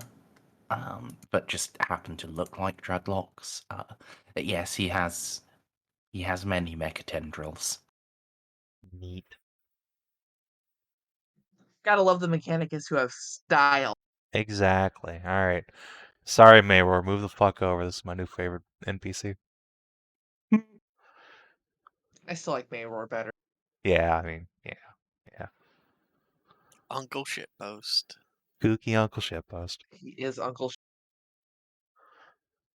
So yeah, now that we have fucking Goibles on the team, does that count for XP? Yes, you have definitely developed a relationship with an important NPC. So, did you discover a new page in a PC's story? Juno's new best friend?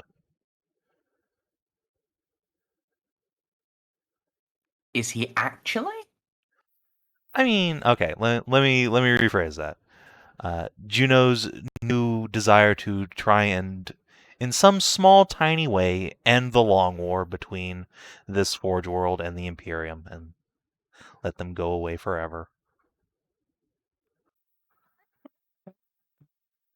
Did you advance your investigations? I think you did.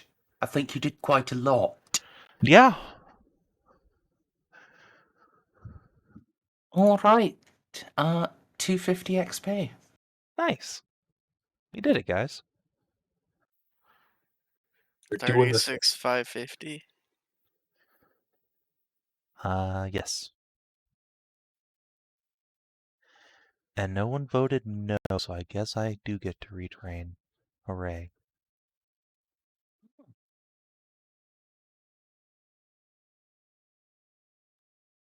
Look at all these one-dot skills that I get to rebate. Tasty. See, had I not been there, your luck would have continued to have gotten worse, and then it would have had to have come to violence. Yeah, probably. I mean, Or shit, I if had to use all of my fate points, all like 7 of them. Jesus. Just to get through one encounter, my god. So salty. That's a good point. That almost happened anyways. Yeah, god. My Shindelgeist temp fates. Been saving you forever. Oh well. I admit I want to put googly eyes on that the cow mask. Yes.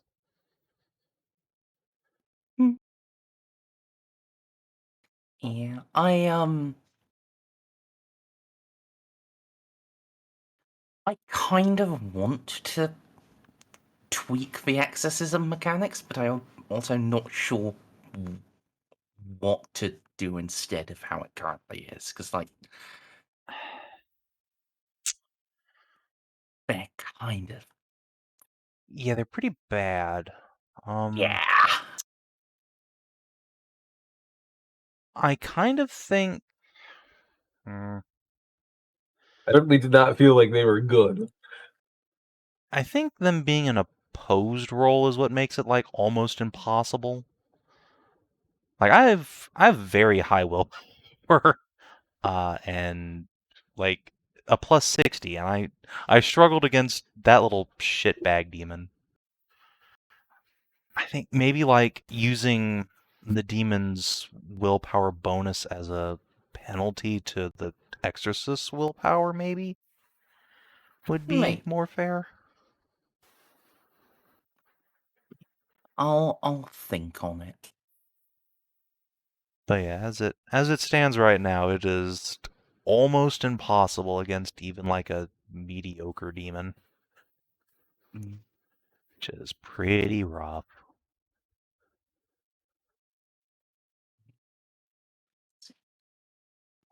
Yeah. What's Juno's willpower? Solid 50. Oh.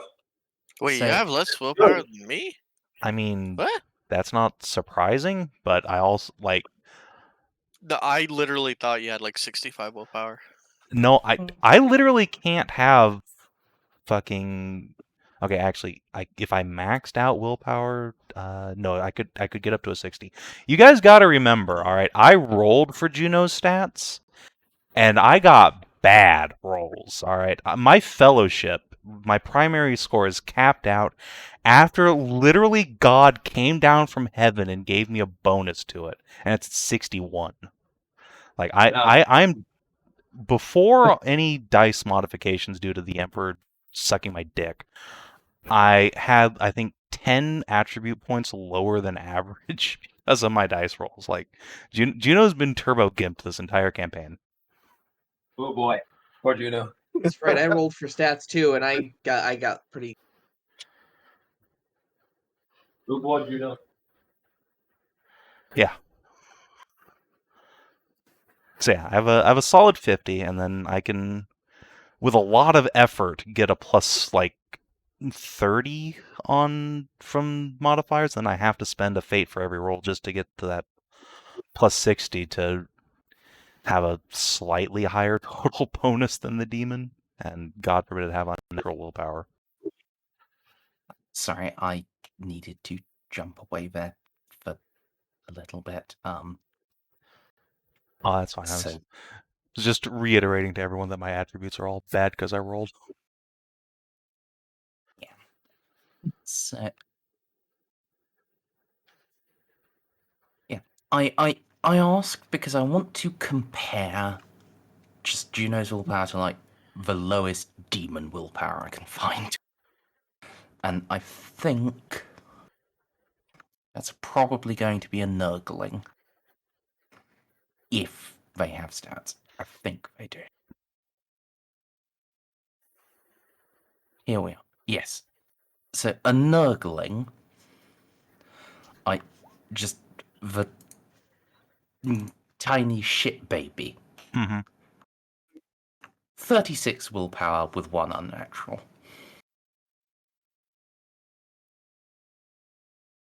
Yeah. So even that's pretty competitive.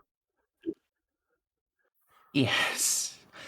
It's a fair bit behind, but it like a Nurgling is as far as demons go, low level, right? This is lowest, peak performance at like 36,000 experience. So just sticking in the Nurgle tree. going up to, say, a plague bearer. This is like the normal lesser demon, basic foot soldier. Mm-hmm. Even after getting 49 willpower, 2 unnatural. What the fuck? Yeah. Demons all have very high willpower. That makes sense. I mean, yeah, especially when Like, you all factor willpower. in like instability and stuff, but it makes them very hard to get rid of with like the exorcism and binding mechanics. Which admittedly, that's like those cool. are supposed to be difficult checks, but also I don't think it works also quite the way they wanted it to. My god. I mean, I think it does. You have to Probably remember not. that in most we are playing Warhammer not the way intended, where we are actually capable, competent, and succeed most of the time. This is a game system where we're supposed to get our asses kicked most of the time, and everything's supposed to be a deadly risk. Yeah, but I mean, here's the thing: even a like maximum power chaos sorcerer with like 65 willpower would viciously struggle to summon a demon or bind a demon with these rules. So there. You go. No, I was just saying to that. Winter? I was also. I didn't have anything. Okay. Yeah, so there are other modifiers that can be chucked on, like if you try to bind a demon of your same alignment, that just by itself is a +10. Yeah, I mean, but that's the thing, right? Like when I was doing this exorcism, I hit the +60 cap on modifiers. Like I could have gone higher, but I hit the cap. Like I had another +5 lingering around on top of that. I mean, we also got to remember we're just kind of rolled like hot fucking fire. I mean, that's kind of the thing, though, right? Like, opposed tests in the Warhammer games are really brutal. Because not only is your chance of succeeding on your own in the first place bad, but also you have to get more DOS than the other guy, who can then have, like, unnaturals, which we as players almost never get. Like, unnatural strength and toughness, agility, sometimes cybernetics, but that's about it.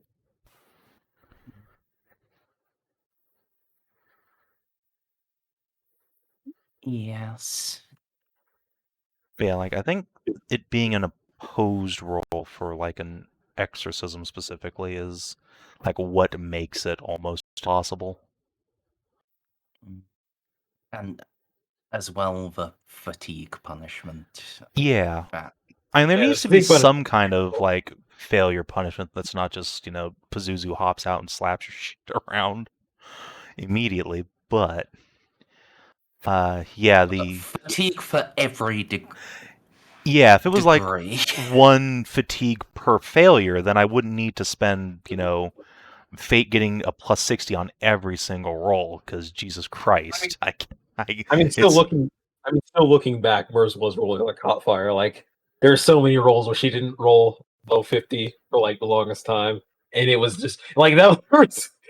It was so, like don't get me wrong. I still agree with you that it's pretty lopsided. I just think also factoring in Merz just out diced you. Yeah, I mean, yeah, in this case that did happen, but also even in the previous the previous exorcism, one, the stats were just crazy. Yeah, I mean, it was crazy stats, and that should have been a very hard challenge, but it went from difficult into unfun. Yeah, and also unfair, which I mean, even within a Raider Demon, like you'd expect like a 30% chance of success before like I start blowing Fate on everything and stuff. But this was like close to 0 because of the unnaturals. Like it was, and then on top of that, the fatigue that immediately caused me to like go unconscious if I didn't take drugs. Like, it just was not realistically possible, and even if I was a max level, like maxed willpower, I still wouldn't have won, even on like above average dice rolls. It would have had to been like sub 20s on all of my rolls, and you rolling really bad. Oh, you're talking about the other one. Yeah, the original, like the one against Mary. Yes, who has 87 willpower and 4 ranks of unnatural. Yeah. So Oh. any And then success also- has plus 2 degrees. And then also had bonuses on top of that from the place where we were doing the ritual. Ah, yes. So yeah, it was effectively impossible for her to fail, and then she got unnaturals on top of that, which meant I had to outdice her, and also I didn't have a like 100% success chance myself. So even on her worst rolls, She was doing better than I could have reasonably done. yes. Yeah, like her worst rolls were I better than think- my average rolls. Yeah, I think her worst rolls, she was getting like 4 DOS. Yeah. And in that circumstance, I was struggling to get like 2 or 3. Yeah.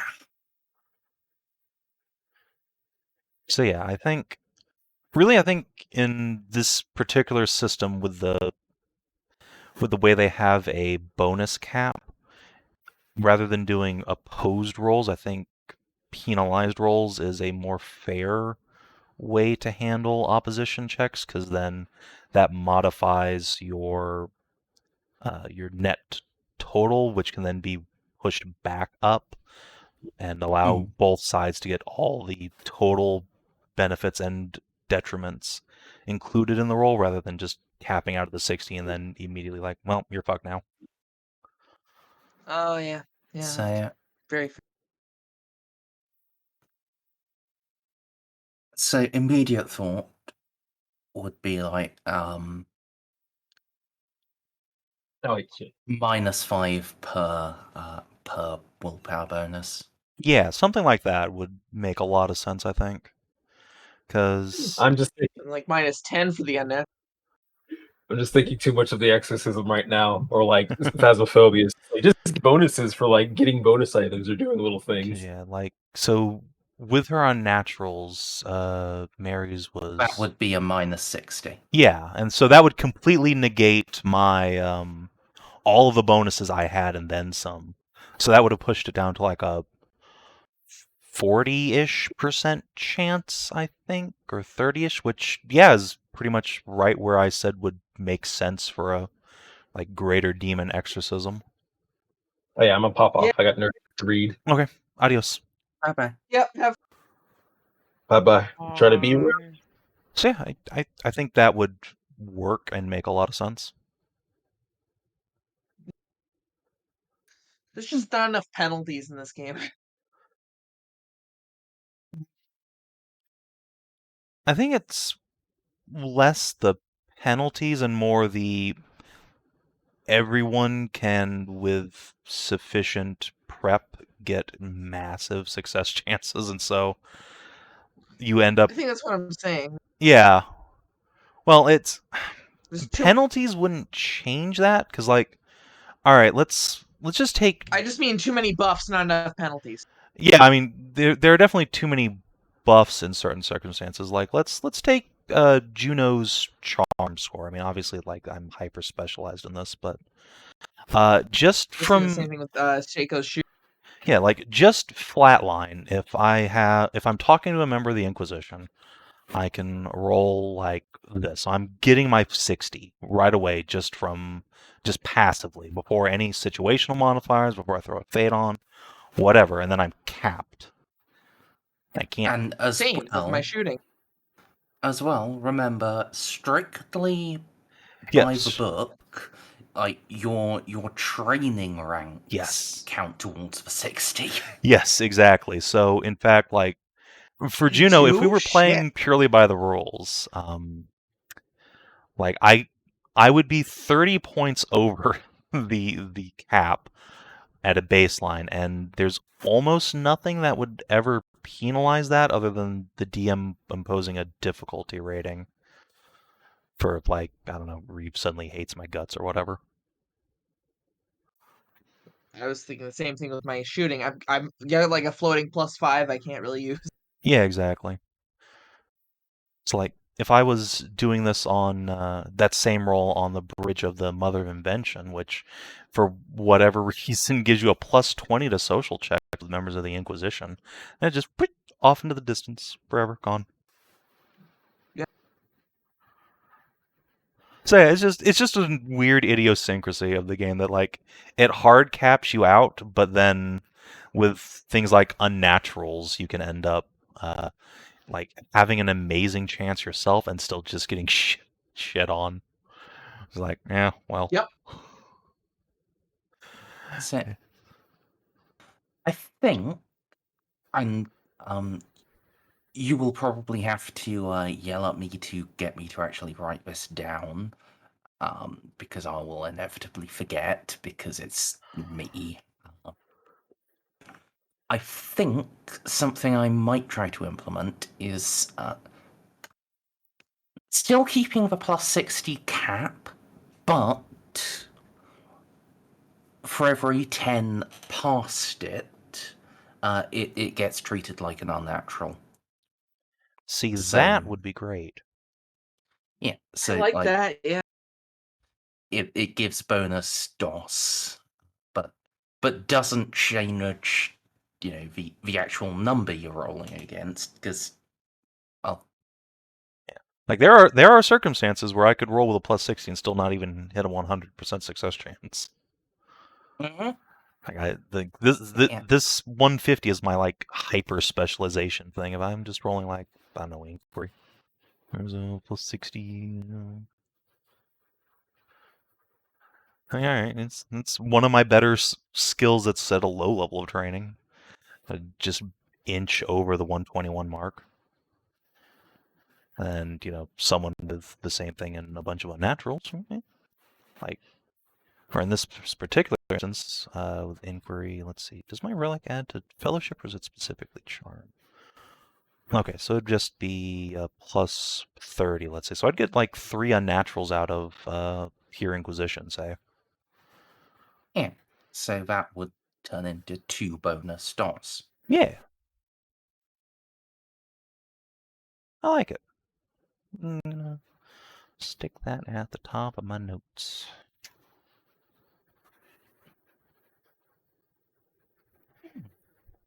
+60 cap. Treat it as +1 unnatural. I dig it.